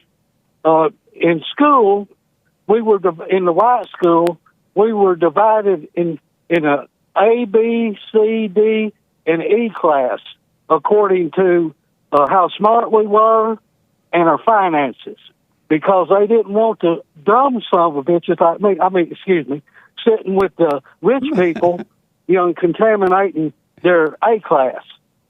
And this is the white school under segregation. Okay, in junior high, they desegregated. The federal government moved in, and they brought in a handful, I think 3 black people. There was a girl and 2 boys, and I made friends with one of the boys because we was in the same class, and we played all the sports, football, basketball, all that stuff, and later on in high school, they brought in a whole group of people and shut down the black school. The black school had their own school. So they closed it down and moved all the black folk over to the white school. And what happened, it was like they was trying to force us to live together, think exactly alike in all this. And the problem is that the blacks, because of they were so poor and lived in welfare conditions, they came over and they was told to hate white people and stuff, that they didn't want to get along with white people, so they beat us up, they bullied us, and they started sitting in different places and congregating together instead of trying to live with us. And what they did, because the black school had a lesser education than the white school, and by the way, the town I lived in was mega rich. We had 5 factories. We were at home with American greeting card. You've heard of that, right? Yes. American greeting card? Yes. Well, anyways, we was a very wealthy town, and so what they did, they started dumbing down all the white people so that the black people could move in, and they didn't want an education. And I come from poverty, by the way. I didn't come from privy, and I made my own life. I've been homeless 2 or 3 times, and I've been across the country a couple of 2 or 3 times. I'm a construction worker, and it was a rough life. I lived under the bridge, and but what I'm seeing today and what you're saying, the civil rights movement, when it come along, it completely unsettled and destroyed the black people. Yeah. Because they didn't want they wanted to be in their own school, yeah, their own culture, and I understand that, and they just hated it. And then they come in, they took the poor people, white people that lived in shotgun houses, and they come in, the government did, made them move out of their homes and built brand new projects for the black people, and they destroyed it. In 2 years, they tore those things plumb down to the ground, right in front of my eyes, thinking that someone was going to come along and give something more money to them. And, it's just life and the way it is, and that's what I've seen. And as far as segregation, as far as the equal rights movement, before that, I was around black people. I worked with black people, and all black people that had things going for them were a completely different breed than the welfare people, black or white. Yeah. They were a completely different breed. And, man, we got along together. We made money together, everything. We were friends. And this new racist stuff, this so-called racism, has destroyed everybody. The devil is at work, and we're all getting destroyed. And it seems like we're on a freight train to hell, and we can't do nothing about it. But anyways, I hope I said it quick enough, and thank you for talking to me. Johnny. And one more thing I want to say, I used to go to this little juke joint and watch the black music back when I'm a musician, master musician. And I played with a lot of black people, and they're the greatest musicians in the world, by the way. And their music they had more fun than the white people. They had better music, and they look and smelled real good too. So and I had a damn good time, and it caused me to go in and be a musician because I wanted to be like some of the people. I've met Albert King, and I met Sun Seals, and I'm in my 70s now, and we had the best blues in Osceola, Arkansas than they've ever seen in the South. We was on the Blues Highway, Highway 61. Amazing. Okay? Johnny, I do want to tell you, you're absolutely right. I remember the good old days when it was that way. I remember when the civil rights movement started, and it was the worst thing other than abortion that ever happened to the blacks. And I remember that the blacks and the whites got along in the South, down in Alabama. But when I went up to Indiana, and that's where I saw the blacks attacking the white people like 90 going north. I had never seen such violent black people before. I went back to Indiana because I was afraid. I was young and I was afraid to be around the violent blacks. But they got along better in the South than they did up north and anywhere else. And it was. And still do. And they still do. I was just down there. And it reminded me of the good old days. It was amazing. And I saw more black people, and I'm like, wow, I forgot black people work. Because everywhere I went, just last week, everywhere I went, black people were working. White people were working. They were treating each other the way they would like to be treated. You did not have all this mess going on like they're doing now in the big cities and things like that. So you were absolutely right, man, and I absolutely appreciate your call. Thank you for that. When in a small town of 6,000 people, you look around, it's a small town, but the black working people, man, they were driving big, badass, brand new cars and looking good, man. I'm telling you. Yeah. And I used to sit around the juke joint. There's a little old town. I used to go to the juke joint too. It was amazing. Juanita's Club, it was called. It was a shotgun shack with a potbelly stove sitting in the middle of the living room with cardboard on the walls. They used to have the best chicken sandwiches ever. and I used to sit in there. She'd let me drink beer in there, Juanita would. Yeah. But it was all black, and I used to listen to the old black people come in there and talk about the good old days. Yeah, absolutely. Johnny, I got to run, but thank you for reminding me of the good old days. I appreciate it. All right. Thank you, Jesse. Bye. Bye, buddy.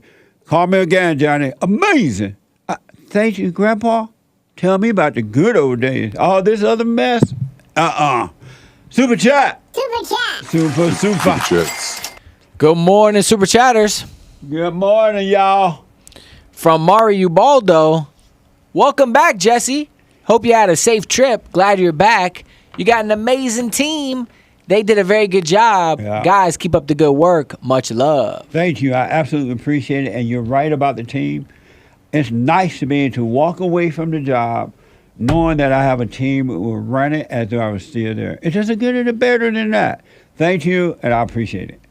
And that was on the Bond Archive Sunday service that premiered yesterday afternoon. Nice. We had a throwback. We tend to have those at 4 p.m. roughly. On Wednesdays. Sometimes 5 if I'm behind. Yeah, on Wednesdays. Yeah.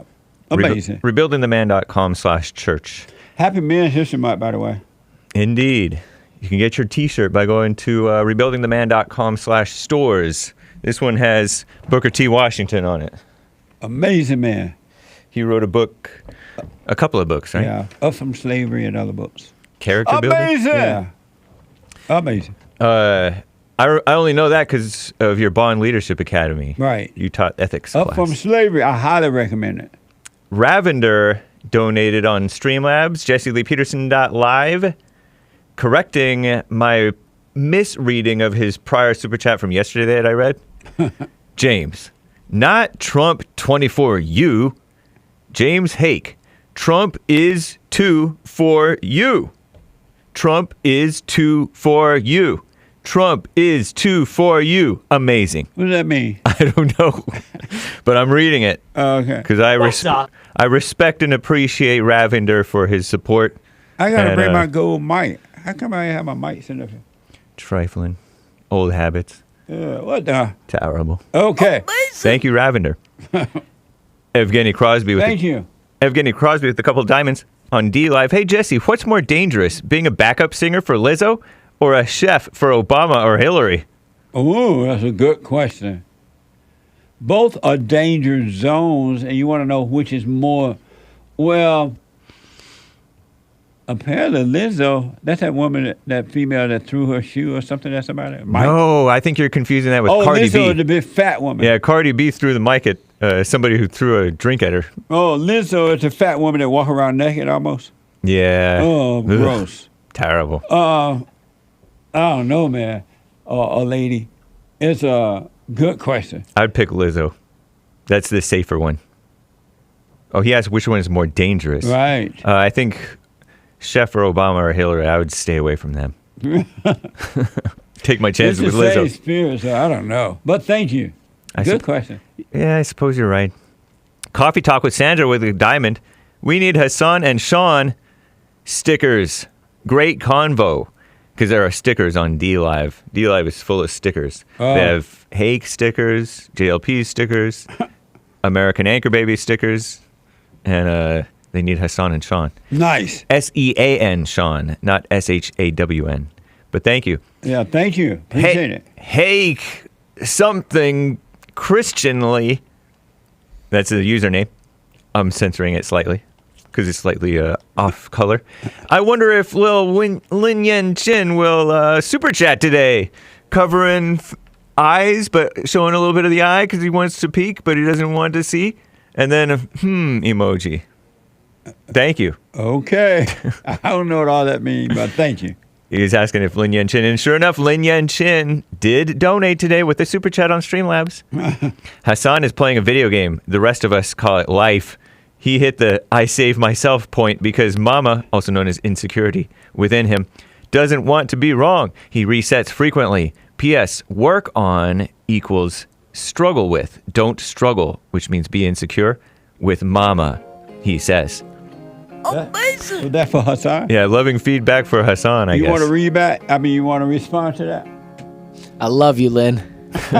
And he loves you. Thank you.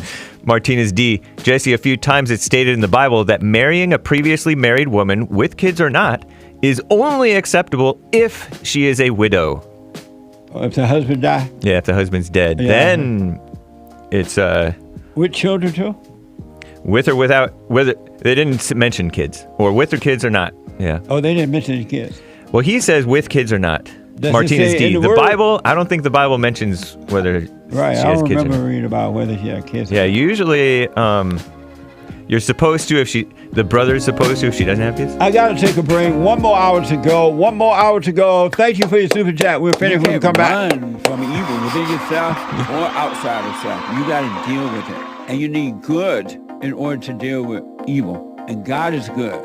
You need to return to the Father. And you'll see within you, he will fight the battle for you. And he will fight it without, because he will show you how to deal with it. And you will have no fear. Love God with all your heart, all your soul, all your might, along with nothing else. Nothing else means yourself, your children, your wife, your things, your ego, your reputation, and all that. You can't care about any of that. The children of anger will use it to control you. But if you love God, he will renew your mind, and none of those things will be before him. And so when they go after you, oh, well, you may take my body, you may take my things, but you're not going to take my soul. And that's a true reality.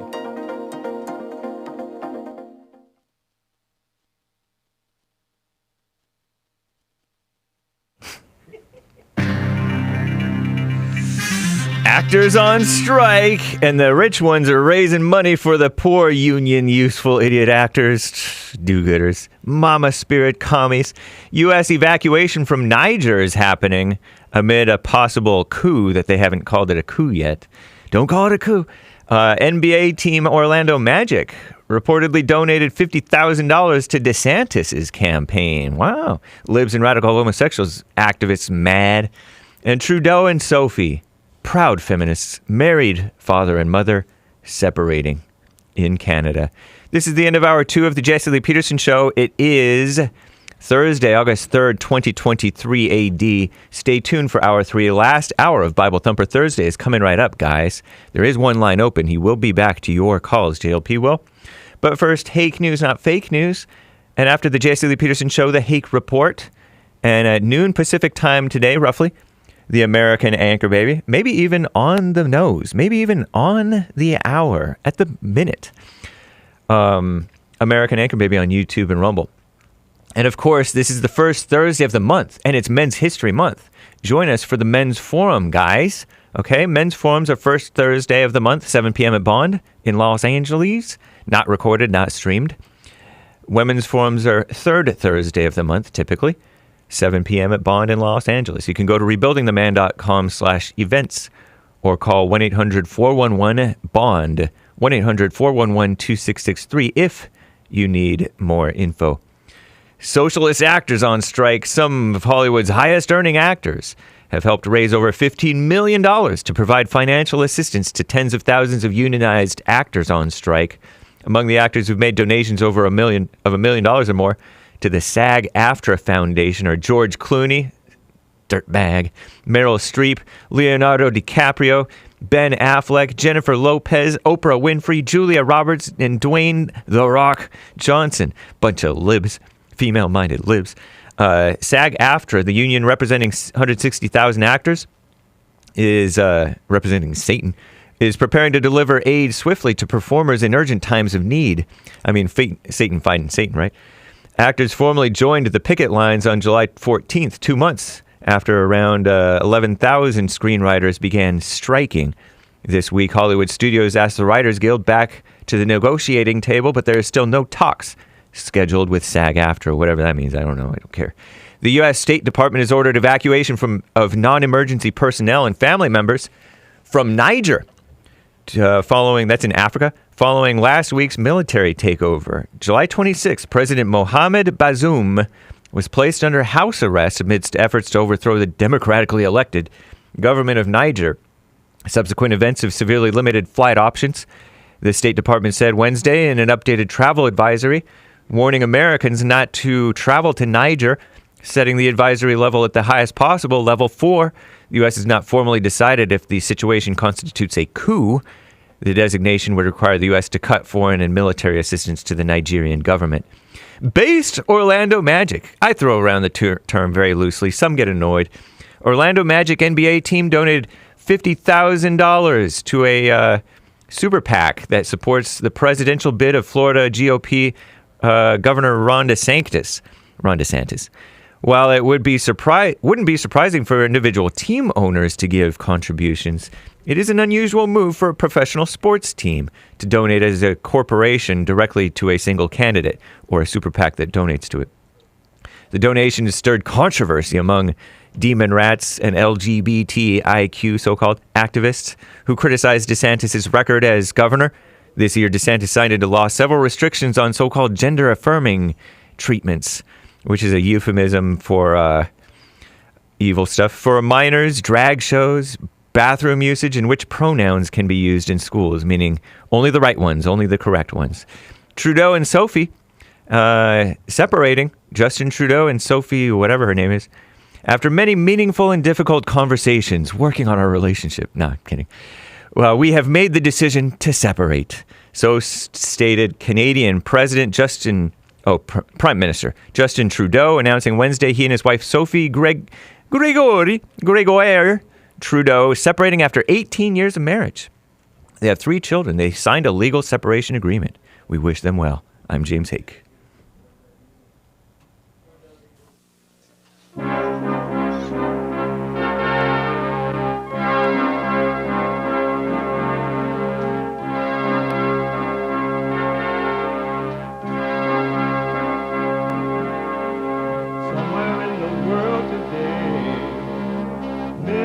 to stand up strong, think the truth about themselves, to understand what went wrong. I know we can find a way.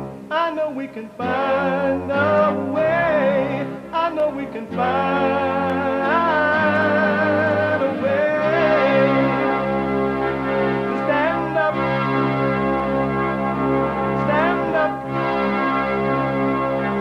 stand up.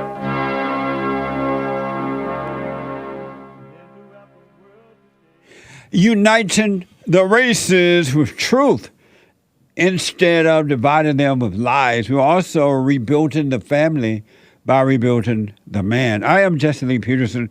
Welcome to the third hour of the show already. The third hour already. My biblical question is, do you see what you do to yourself? Do you see what you do to yourself, or do you only see what others do to you? Do you see what you do to yourself, or do you only see what others do to you? Amazing question. We have every way that you can watch and support the show listed on jesseleepeterson.com/show, jesseleepeterson.com/show.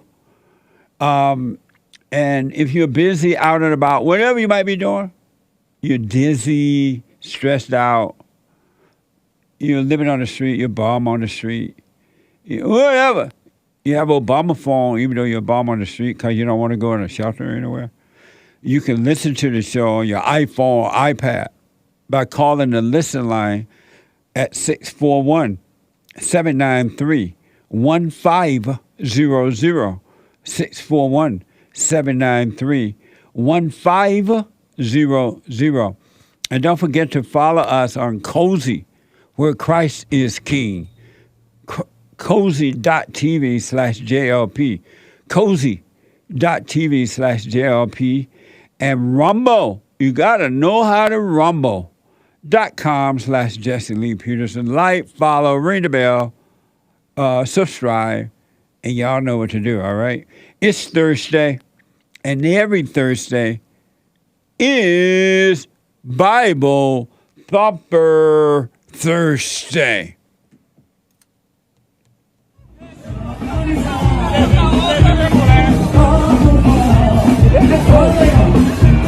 Feminism is, I believe God created male and female equal, that Eve is given that wonderful word of being the helpmeet, which is strong rescuer. What? For me, it was Jesus that made me a feminist. What? So I'm going to ask you a question. Is what you're living for worth dying for? Is what you do every day worth dying for? She tried to This one knows she loves Jesus. I can tell it in your eyes, girl. Amen. Stop, please. When all the men and the big powerful dudes were up having couldn't make a decision about some issue in war, they consulted a woman.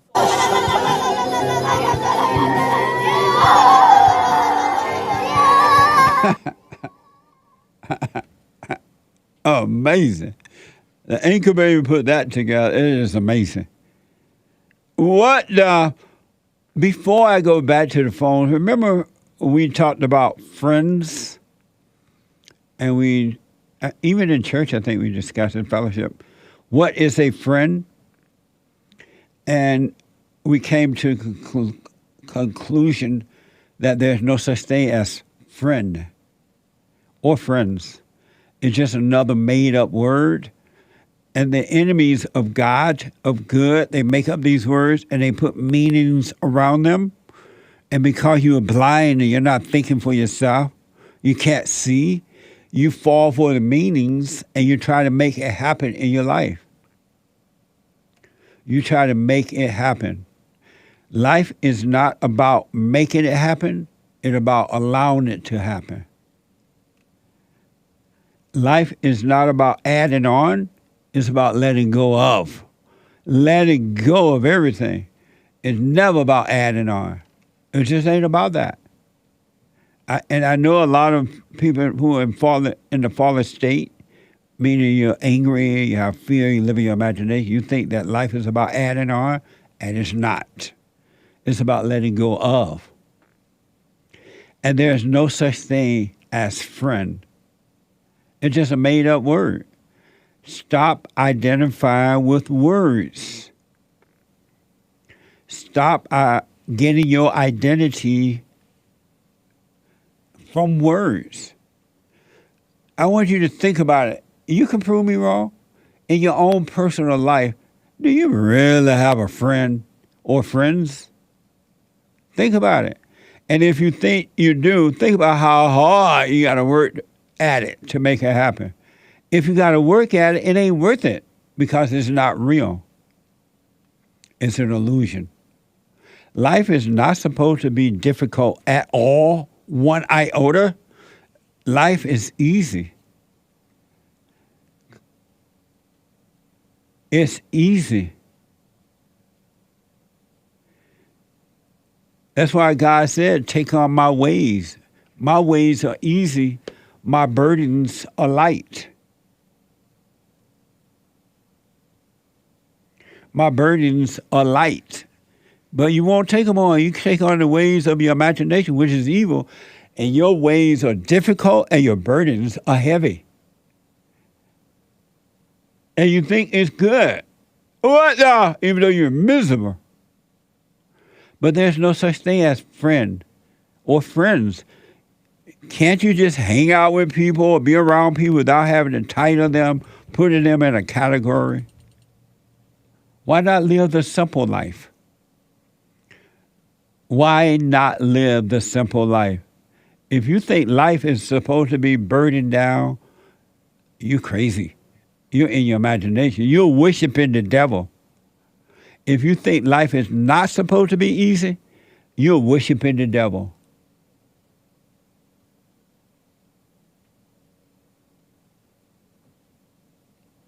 You're worshiping the devil. Did you get a notice from Hake about friends? You did? What it says? Friends, how many of us have them? Oh, that's a song? Yeah. And that's how it goes? Yeah. What? Who was singing that? Houdini. Oh, 1986, I think, according to Hake, of the Hake report. But I want to show you, thank you, Hake, that there's no such thing as friends. And that's why your friends always turn on you, because it's not real. It's just a made-up word. It's just a made-up word. It's like what we were talking about earlier. Should couples, whether they're married or not, man and woman, should they work on their relationship? If you got to work on it, that alone should tell you that there's something wrong. What are you working on? And who is the person who is working on it? Who is working on it? What are you working on? Think about it. Can you get any dumber than that? You're blind. This is why I encourage you to know thyself. There's no such thing as friend or friends. And they will turn on you. I want to give you a perfect example of that. A perfect example of that. This is from The Hill. Mike Pence. You know who that is, right? Or a mess. Mike Pence delivered his strongest condemnation yet of Donald Trump, known as the Great White Hope. Watch this from CNN and ABC.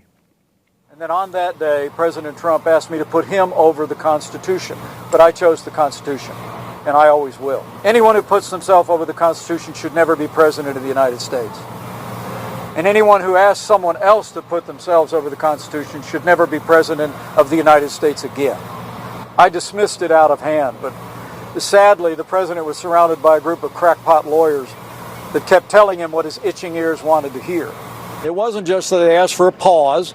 The president specifically asked me, and his gaggle of crackpot lawyers asked me to literally reject votes, essentially to overturn the election. Wow. Think about that. I want you to just smoke on that. Number one, he was vice president with the Great White Hope. Number two, he's supposed to be a Christian. Number three, he's turned on the president. Number four, if it was true, and I doubt it, but let's say it was true what he just said, what's the purpose of him going out against the president like that?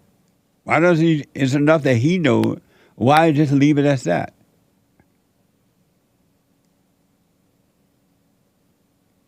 Why? Because he's evil. He was never a friend of the Great White Hope or a friend of this country. If he would do that to Donald Trump, he would do it to you and the whole country. This guy is taking the side of the Democrats and the right-o Republicans who hate Donald Trump and don't want to see him back there.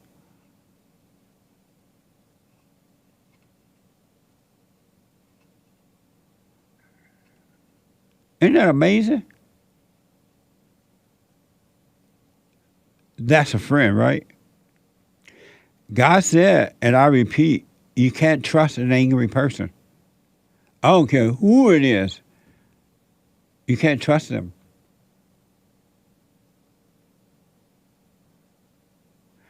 I recommend do what you want. You get rid of this idea of friend. And so you don't tell your enemy about your life. And ladies got it bad. Men are doing it too, but ladies got it bad. And I understand why the ladies are like that, but the men, because they have not overcome mama, they're like, this man, this male Pence is just like his mama.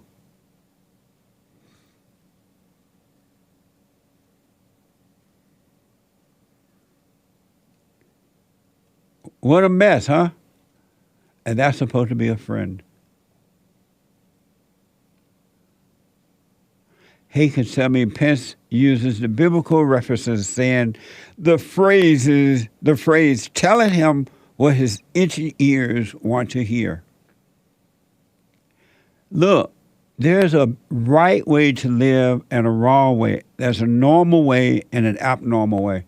That's the abnormal way.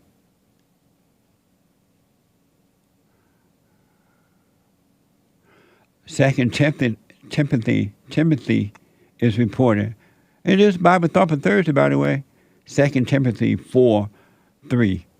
For the time will come when they will not endure sound doctrine, but after their own lust shall they heap to themselves teachers having itching ears. That's what Hake was referring to. Having itching ears. For the time will come when they will not endure sound doctrines, but after their own lust shall they heap to themselves teachers having itching ears. That is so true. Mike Pence is an evil man to the core. He's evil. He has joined forces with the devil because that's what the devil does. The devil needs a group. He cannot stand alone. He has joined forces with the devil to go against the Great White Hope. And he knows that, and he might not agree with everything the Great White Hope Donald Trump is about, but he knows Donald Trump wants to put America first. He knows that. And he knows how difficult that was. But he was a snake in the grass, Mike Pence. That was, when I saw that soundbite, it was mind-blowing to me. But yet I understood it. Real Clear Politics. Tucker Carlson grilled former Mike Pence about whether support for Ukraine actually benefits the United States. Watch this from the Blaze. You are distressed that the Ukrainians don't have enough American tanks. Every city in the United States has become much worse over the past 3 years. Yeah. Drive around. There's not one city that's gotten better in the United States. And it's visible. Our economy has degraded. The suicide rate has jumped. Public filth and disorder and crime have exponentially increased. And yet your concern is that the Ukrainians, a country most people can't find on a map, who've received tens of billions of U.S. tax dollars, don't have enough tanks. I think it's a fair question to ask, like, where's the concern for the United States in that? Well, it's not my concern. Tucker, I've heard that routine from you before, but that's not my concern. That's not my concern. I'm running for president of the United States because I think this country's in a lot of trouble. And as president of the United States, we're going to restore law and order in our cities. We're going to secure our border. We're going to get this economy moving again. And we're going to make sure that we have men and women on our courts at every level that will stand for the right to life and defend all the God-given liberties enshrined in our Constitution. Wow. He just said the United States is not his concern. Then he turned around and said, what are you going to do? He's talking out of both sides. He doesn't think we hear that. Mike Pence is showing his bloomers. He is truly showing his bloomers. You know what bloomers are? Like boomers? Bloomers. Oh, no. You don't know what bloomers are? What the? Oh, amazing. I'm surprised. Amazing. That's a wicked man. He's evil. He's not concerned about America.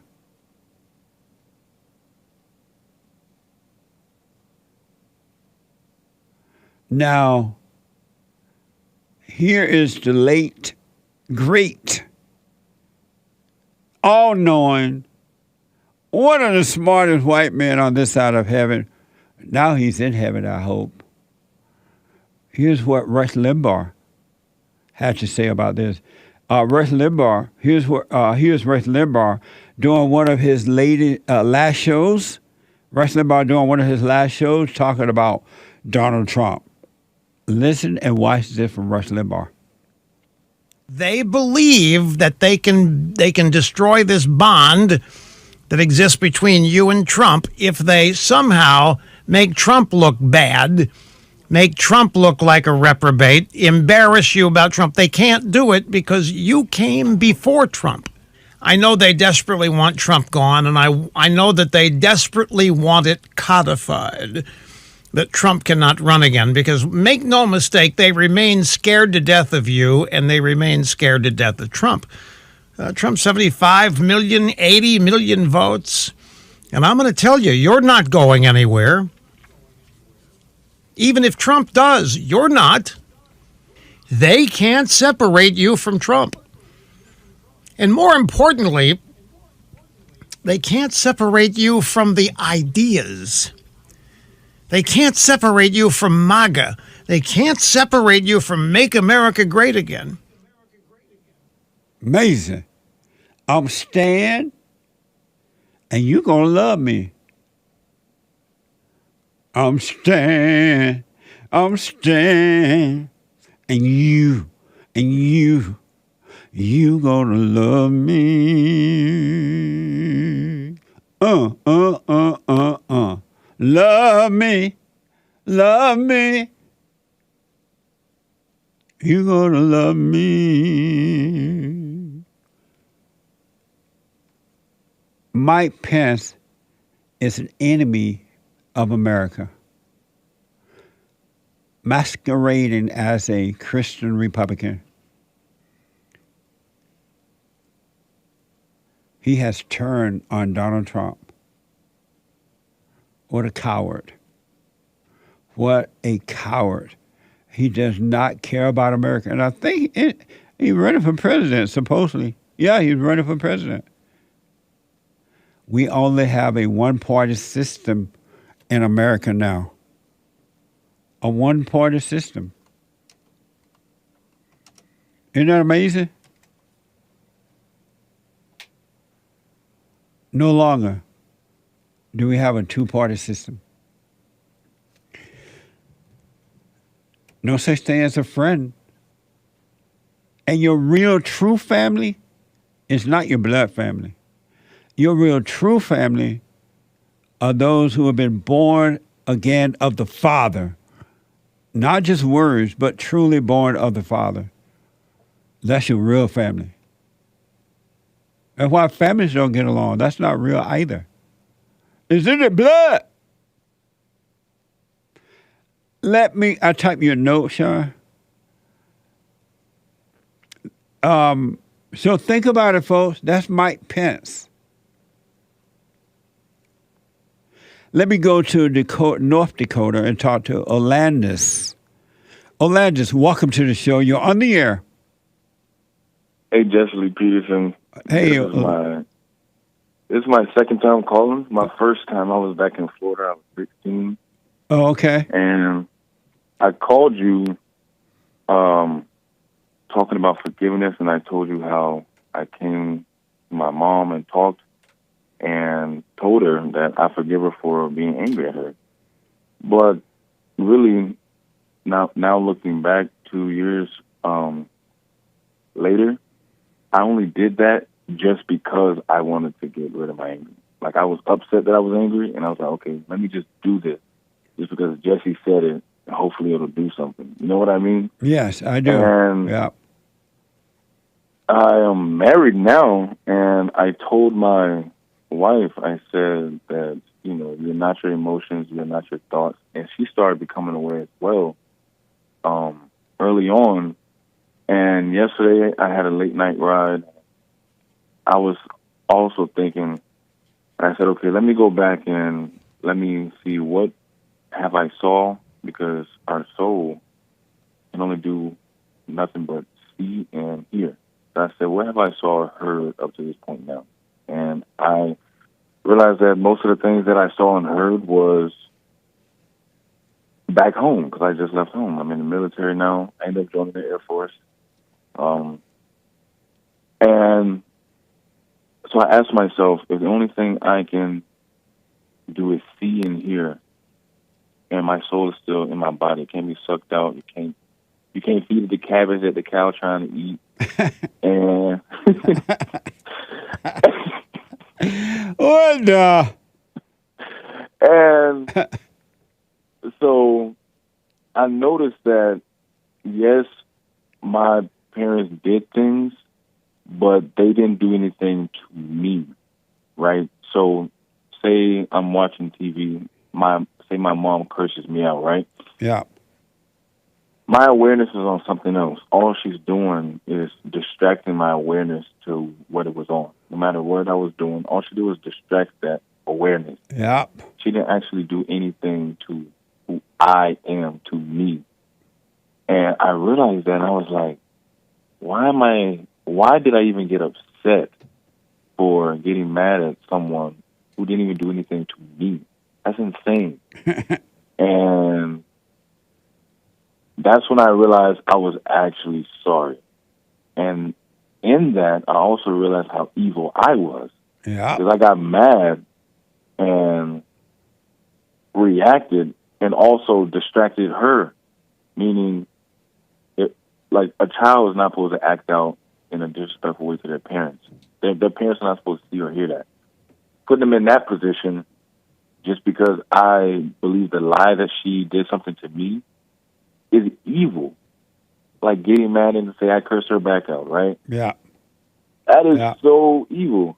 So last night I went back and they were asleep, so I just sent a voice message and I forgave them, and I was saying, I'm so sorry for being angry at you for doing nothing to me. You didn't do anything to me. You just merely really distracted me. You know? You didn't stop me from seeing. You just showed me something else that I wasn't supposed to see. You know. Orlando, that is so deep. Church is over.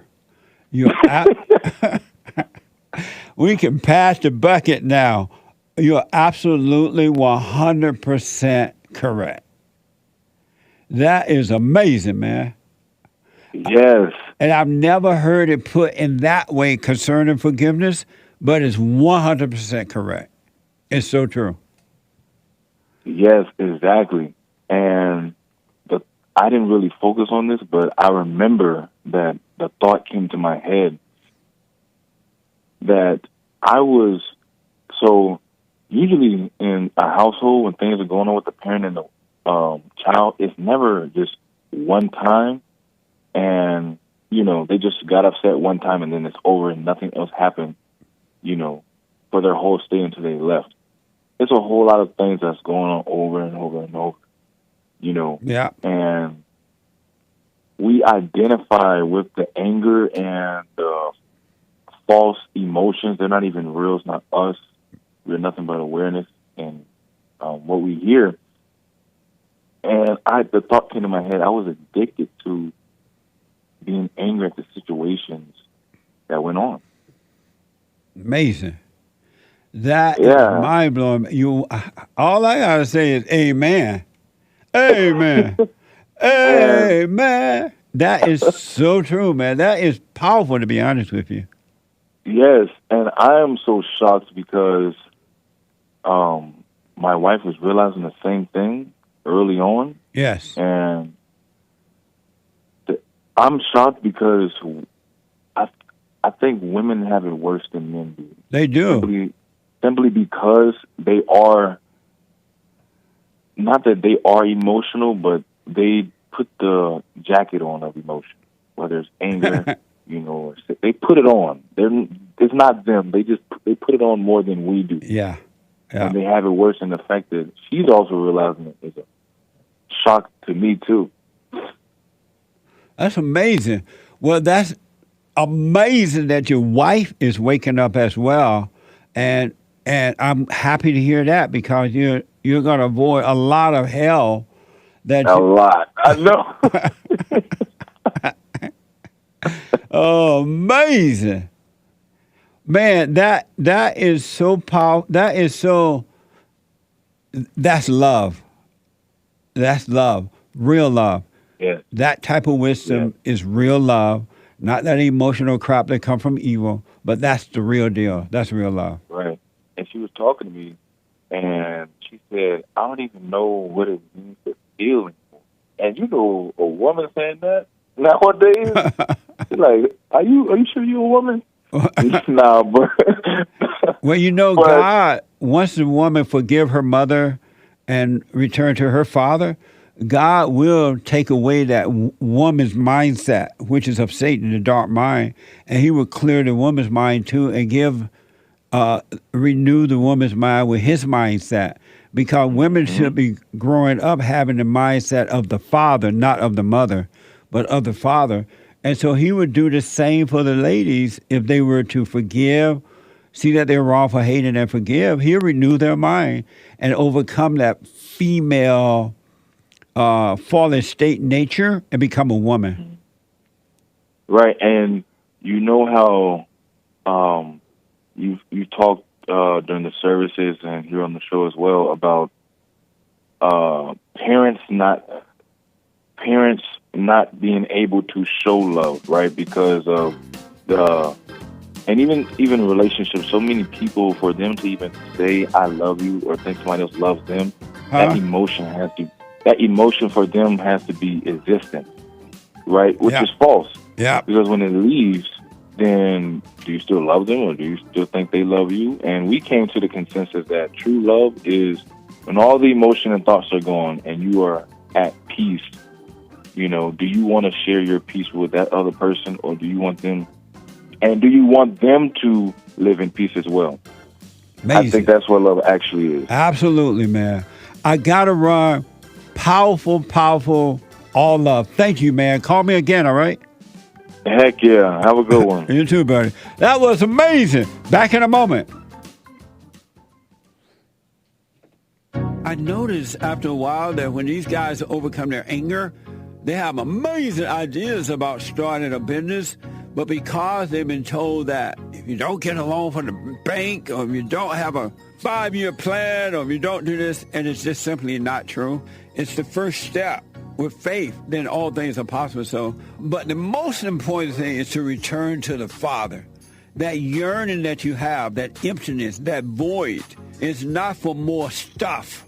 It's not for more friends. It is a return to the Father, because there's no way you can return to God and be angry at your earthly father. So thank you all so much, right? People around the world donated to Bond at rebuildingtheman.com, or they call 800-411-2663, and we're still committed to pointing the right way for men and women to return to the Father.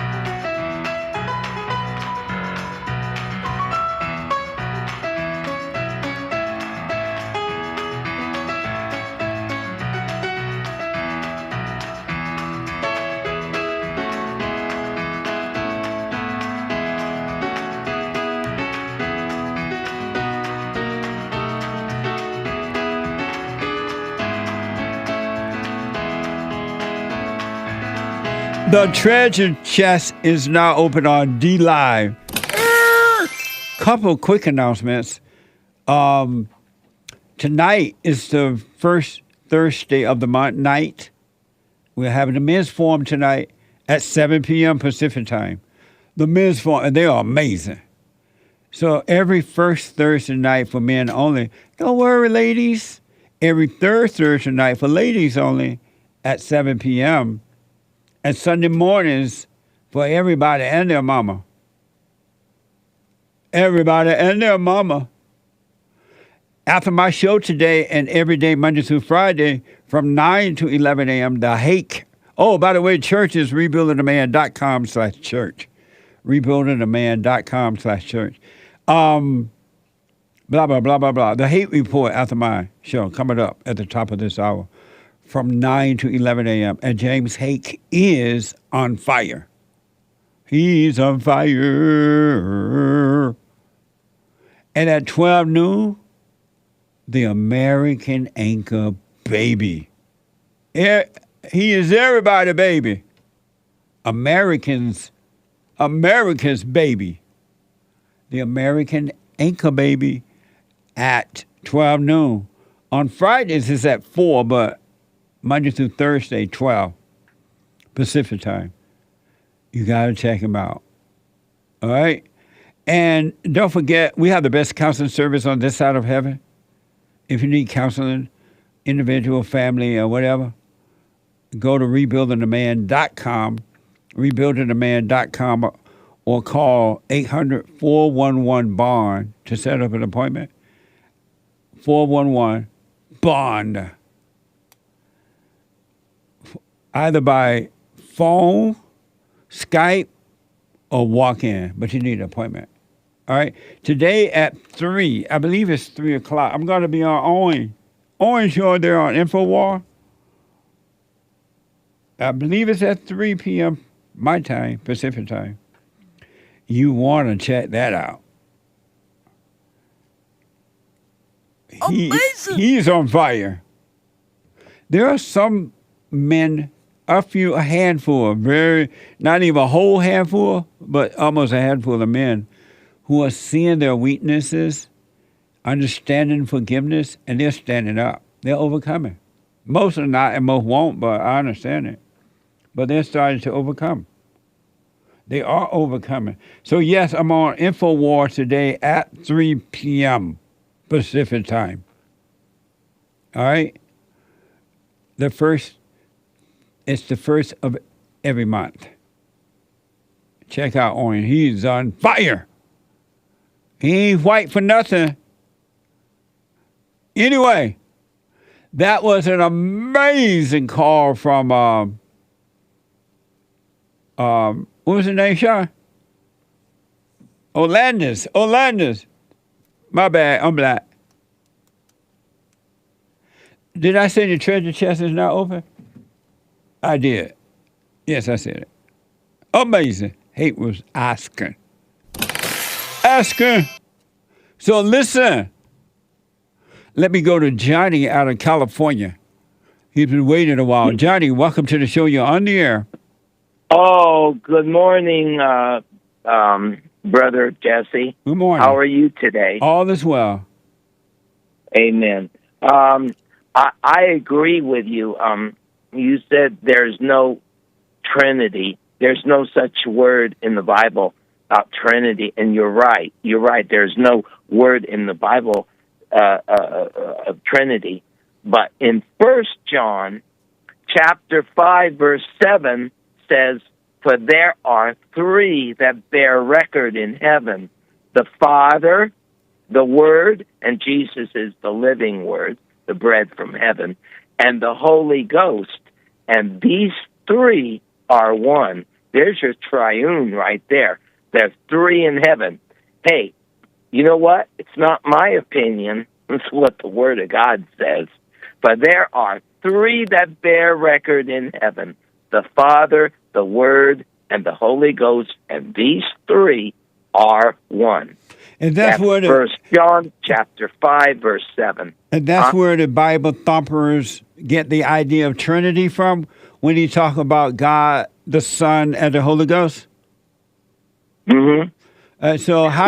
But why would they start teaching something called Trinity when there's no teaching? I don't know. When there's no teaching of the Trinity. What they do is they take the word and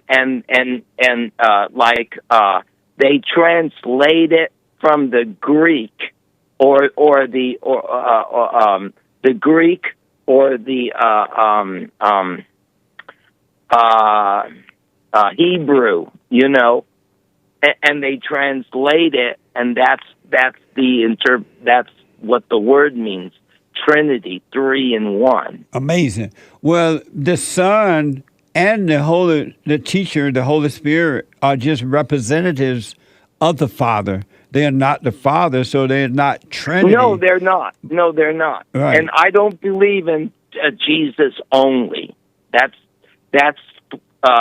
wrong. There's no such thing as Jesus only. And I heard, you know what? I heard you talking earlier about, the good old days. Tell me about the good old days. I like talking about the good old days. How old are you? Well, I'm 71. Oh, amazing. Yes. And you know what? I love listening to Frank Sinatra and when he sings Chicago and My Kind of Town and Where's Frank now? Probably in hell. In hell? I love his music, but he's probably in hell. And you know what? There's Barack Obama, Hillary Clinton, all of them have a reservation in hell. They're going to barbecue in hell. I'm sorry. Maybe you don't like hearing that, but I don't know because I don't know where people go when they leave here, but I do know for sure and without a doubt, anyone that has anger has fear, and anyone that has fear has anger. That they are living in hell on earth. That's for sure. Yeah, well, they think they're living in heaven. You know something? There's only two destinations. So, they have their heaven here on earth. Their heaven is here on earth. And you know what, Jesse? I was going to tell you this, like when I talked to you a couple of days ago, you were asking me, did I forgive my mother? And yes, I did. I did forgive my natural-born mother. Nice. Who bore me. But I also had an adopted mother. My mother, I didn't know my real dad, but my mother kind of gave me to this family, and they were black. And well, my Are you white? Adopted, yes. And they gave you to some black folks? Yeah. I'm and sorry to hear that. Well, no, I'm not. Oh. I'm telling you, my family, I told this to a sister in church. Oh, yeah, and you she black. was You call greatly them sister. offended. No, she was greatly offended.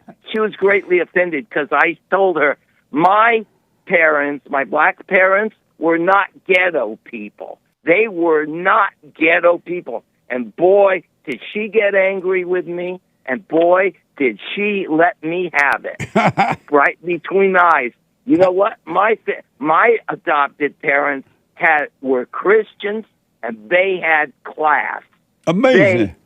They had class, and they were not ghetto people. And so, that really set her, you know, she had it in for me. I don't know. I told her I was sorry. I apologized to her. Why are you telling her that? But huh? Why are you telling you sorry? You didn't do anything wrong. No, but she was offended because I told her I know, but why did you have to? People. Why did you have to say you were sorry for that? You didn't offend her. You were just talking about your life. Because she's schizophrenic or something. But that's not your fault. Really, I know it's not my fault, but okay, just to keep peace with her. Never try to keep peace with a woman. What the? Don't jive talk me, baby. You know what? Talking about the good old days, remember that? Don't jive talk me, I do. baby. I absolutely do. And so how old were you when this black family adopted you? Oh, in my teens. I was in my mid-teens. Have you ever dated a black woman? Yes. Oh, man. Look, and it's hard to go back once you go black. Yes. No. You know what, Jesse? I have never been married. I always wanted to be. Why? But I always wanted to be a husband. Why? And a family. Why? Why? Because it's my nature. That's why. Oh, you wanted more hair. You know, but I never have been. You know what I was all my life? And I have to confess it. I was an international playboy. Oh, you a slut maker. I've been engaged to let's see, a black woman, a Chinese woman, a Jewish woman, a lot of Latin women, a lot of Latin. I've been, and I bought them clothes, I bought them rings. Or a beta. Huh? Why did you spend your money on them like that? Well, because I was young and foolish. Yeah, I understand. I totally understand that. I was young and I was foolish. Yeah. And can I address you as Brother Jesse? Absolutely. Okay, Brother Jesse then.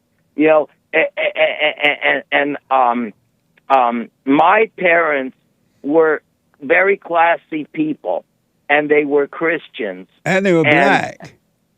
And they were black. But my dad taught me, don't overtalk yourself. Don't say anything to people that you don't have to. Don't volunteer information. Yep. Be very discreet. Be a mystery to people. Yes. Let's just, and that's how I am. He taught me to be independent. That's and how I it hear was. People say, huh? That's how it was in the good old days. In the good old days, I hear people talking about they're codependent. and I say, what in the hell is codependent? I don't even know what that is. That's right. You know? Yeah. Because I'm independent. That's right, man. You know what? I got to run because of time. Will you call me again, Johnny? Yes, I will, Brother Jesse. And I love you, Brother Jesse. I love your program. And, you know, I just pray in the name of Jesus that God watches over you, your ministry, your family, and blesses you and gives you peace in every situation. In the name of Jesus, I just pray that God's peace that leads you, that you will know, that you, God is not a God of confusion, right, but a love, power, and a sound mind. I appreciate that, Johnny. Call me again. Thank you for that prayer. I appreciate it. Okay. All right, buddy. Amazing. The good old days. I told you, y'all better stop putting your business in the street. What the? That's not normal. And any man that does it is a woman. Michael is out of Los Angeles. Michael, thanks for calling. Thanks for holding you on the air. Oh, I made it. What's up, Jesse? All is well, sir. Hey, so I'm going back to my parents' house just for a week, and I had a big fallout with my parents last summer, and I'm kind of nervous to go back. We're just going to catch like a baseball game, but my mom did some pretty brutal stuff to me, and brutal as in like manipulation, and my dad just pretends it didn't happen, and I'm going back, and I'm kind of scared, but like I also want to see my parents, but I'm also scared of them. So I just you know what I'm saying? I do. How old are you? I'm 29. And so your question for me is what?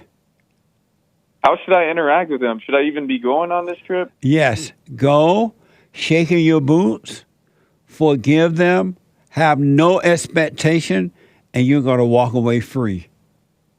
And you will never be afraid of them again. So you're saying I can interact with them and still not be manipulated and like feel anger towards them? Absolutely. You'll be a grown man dealing with the devil in the right way. Okay. But shaking your boots, you'll get past it, and you will never have to worry about that again, all right? And be a man. If she says stupid stuff that you don't agree with, hey, that's wrong. No, don't do that. I see you trying to manipulate me. Stop it. Tell her how the cow ate the cabbage, but don't be angry. What do you mean by shaking in your boot? Go and shaking your boots. You know how you can be scared. Yeah, but, you know go how. Anyway? Right. You see that you're feeling this fear of going there, right? And you're not in denial about it. You see it. And you're facing it by going there anyway and dealing with them. And you'll be fine. Okay. Because you're going to discover that the fear is not you. It's the nature of the devil. It's not Michael at all. Okay. It's the false you. It's not the real you. Okay. All right? Okay. Thank you, Jesse. All right, buddy. Amazing. I wish you well. Let me go to, who's this on 3, Sean? Ishan, a first-time caller out of New York. Ishan, welcome to the show. You're on the air. Hey, how you doing, Jesse? All is well, sir. It's good to hear. So I'm 20 years old, and I'm in college, and I work, and I'm a business owner, and I'm going through the situation where someone was being disingenuous, and it kind of it's going to affect my transportation for about a year. And I was just wondering, what would be your advice for going through adversary and dealing with kind of regret and shame? And so they affecting your travel, meaning that you need to ride with them somewhere to work? Not that person, but they it pretty much affected my license. So my license is suspended currently. Oh, I see. And your question for me is what? What would be your advice when dealing with adversary and regret and shame? I was on the show earlier, and you already went over dealing with anger. And so now have you dumped that person? Say that again. Have you gotten rid of this person? Yeah, pretty much. Well, it's not even someone that I associate with. Well, it's pretty much it's someone like at the DMV. Someone what? It's someone that works at the Department of Motor Vehicles. Oh, I see. Number one, not to be angry. If you feel anger, it's your problem, not theirs. They're just bringing out something that's already there. And number two, I promise you this. There's nothing to feel ashamed about. There's nothing to judge yourself about, because everything that has happened was not you. It's not you. You were driven by a spirit that made a home in your imagination, in your body, emotionally. It was never you. And God is not judging you, so don't you judge you, but just see whatever happened, whatever that situation was, it was not you. And once you see that, you will overcome this false image of yourself, and you will see that God is not holding anything against you, because he knows that something else is driving you to think and do the things that you don't want to do, and prevent you from doing the right things that you want to do. So stop judging yourself and just live in the present and let life happen. You'll be fine. God bless Jesse. I was just talking with a friend yesterday, and he said pretty much the saying the same things. I was just talking to him about other things, and he was pretty much saying, like, I should stop judging myself so harshly. Yep. There's nothing to judge yourself about at all, because you're not guilty of anything. You're not a saint or a sinner. You're neither right or wrong. So there's nothing to judge yourself for. You have never done wrong in your whole life. You cannot do wrong. This fake you makes you think is you doing wrong. And then it judges you and condemns you. That's not even you judging you. It's that thing judging the false you.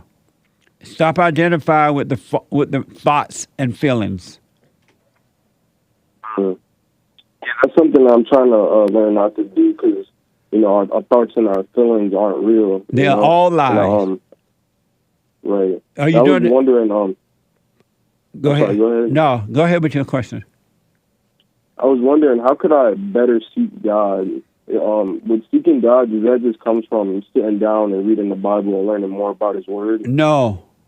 Seeking the Father means let go. Sit down and do the silent prayer and watch those thoughts.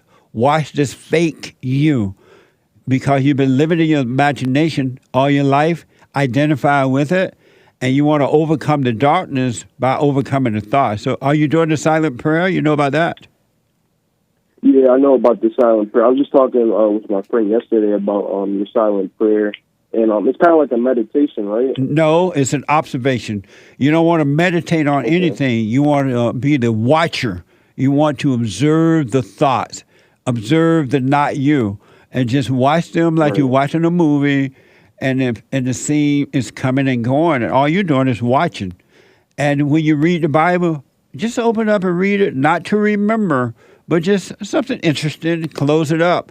And don't let the thoughts interpret the Bible for you either. The teacher, the Holy Spirit, will reveal the truth to you. You'll be fine. But you got to do the silent prayer so you can let go of the imagination. Gotcha. Yeah, I'm definitely going to be tapping in with the silent prayer. I feel like this year I'm really becoming closer to God, because I'm just seeing life how I'm seeing life for what it is. I feel like, and I think I'm getting like better consciousness. Yeah. So just let go, relax, let go. Stop trying to make anything happen spiritually, and just watch those thoughts. Do the silent prayer and watch the thoughts. Don't hold on to them. Don't try to control them. Don't deny them. Just watch them. The ones, the so-called good ones and the bad ones, they're both lies. And you'll be fine. You got to work on that, and it's going to blow your mind. God bless, brother. All right. Let me know how it goes. I wish you well, all right? I wish you well as well, and I'll be calling again, all right? All right. Absolutely. Thank you, buddy. Bye-bye. Bye now. I am so out of time. I'll do your super chats. I was trying to get to them, but I will get to them the first thing tomorrow morning if the Lord is willing and the creek don't rise. The Hake Report is coming up now. The Hake Report.com. and then the Anchor Baby at 12. I'll do your super chat. Arthur, first time call out of Colorado. Lauren out of Alabama, Sweet Home, Alabama. Nicholas is a first time call out of Texas. Dekari, a first time call out of Michigan. I am so out of time. Tomorrow is Open Line Friday. Become your own man, become your own woman. Do the silent prayer and watch those thoughts. Go and forgive your mama for imposing her will on you, turning you away from your father, whatever she did. God is with you. Forgive your father. He could not help it. They done the best they could. They didn't have love. All right. Have a good day, folks. I got to go. Hake, H-A-K-E, is coming up now. Take care. Check. I had to get on the track one time. Joel Friday here. Check. Look, stand up. Stand up, we got fighting to do. We gotta show him who boss. He put a Viking in you. He put that lightning in you. Igniting the truth. But you beg and blame and lie and hate and never wanna stand for the truth. So what you planning to do? You understand to lose. You better go talk to your mama. Better stop at the drama. Better drop all the trauma. Boy, you better stand up and up. Put your hand up and hut. Cause if we don't, then we lose. And then we gotta hear the fake news. Whoa.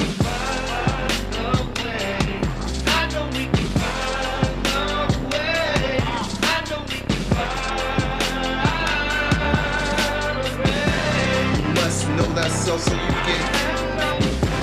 something went wrong, but face the truth about yourself and just seek first God's kingdom, cause you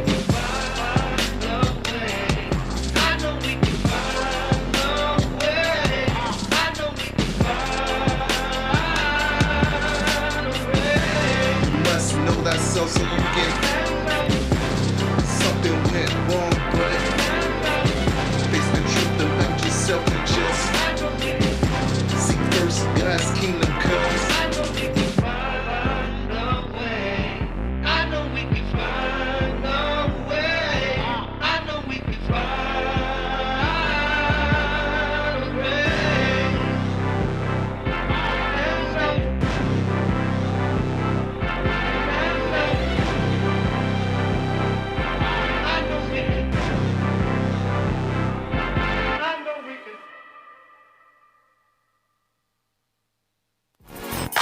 So, here's what I recommend. I invite you to download my silent prayer, and I want you to start doing it. You just download it, get the points of how to do it, and then after a while, you just do it on your own. It's going to point you in the right direction that your life will be returned to you from God. He will give you your life back, because anyone and all people who has anger, they're not themselves. You are the person that you are angry at. That's why it's so important to get to know yourself so that you can see who you're angry at. And if you're doing the hooping and hollering prayers and things like that, some people get up, oh, praise the Lord, hoop and holler, bless my mama, bless my daddy. Continue to do it. Do both. You will see if you want to stay with the hooping and hollering or do you want to be still and know God. So my gift to you, no charge, at rebuildingtheman.com/church.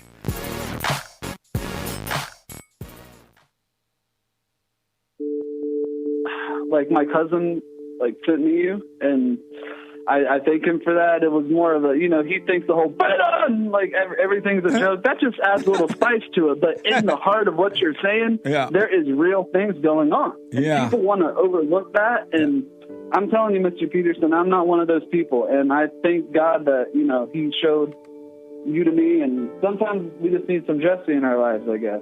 I wish we had more brothers like you. We need more brothers like you. This because we don't have most guys that can, lead black people into the right direction. And I thank you for that, because a lot of people will be like, man, it's still going on. It's racism. Yeah. And I try to tell them, watch his show. Listen to this brother. He's telling the truth. Take no thought about tomorrow. Yesterday doesn't exist. And you're going to see, man, God is with us and all is well.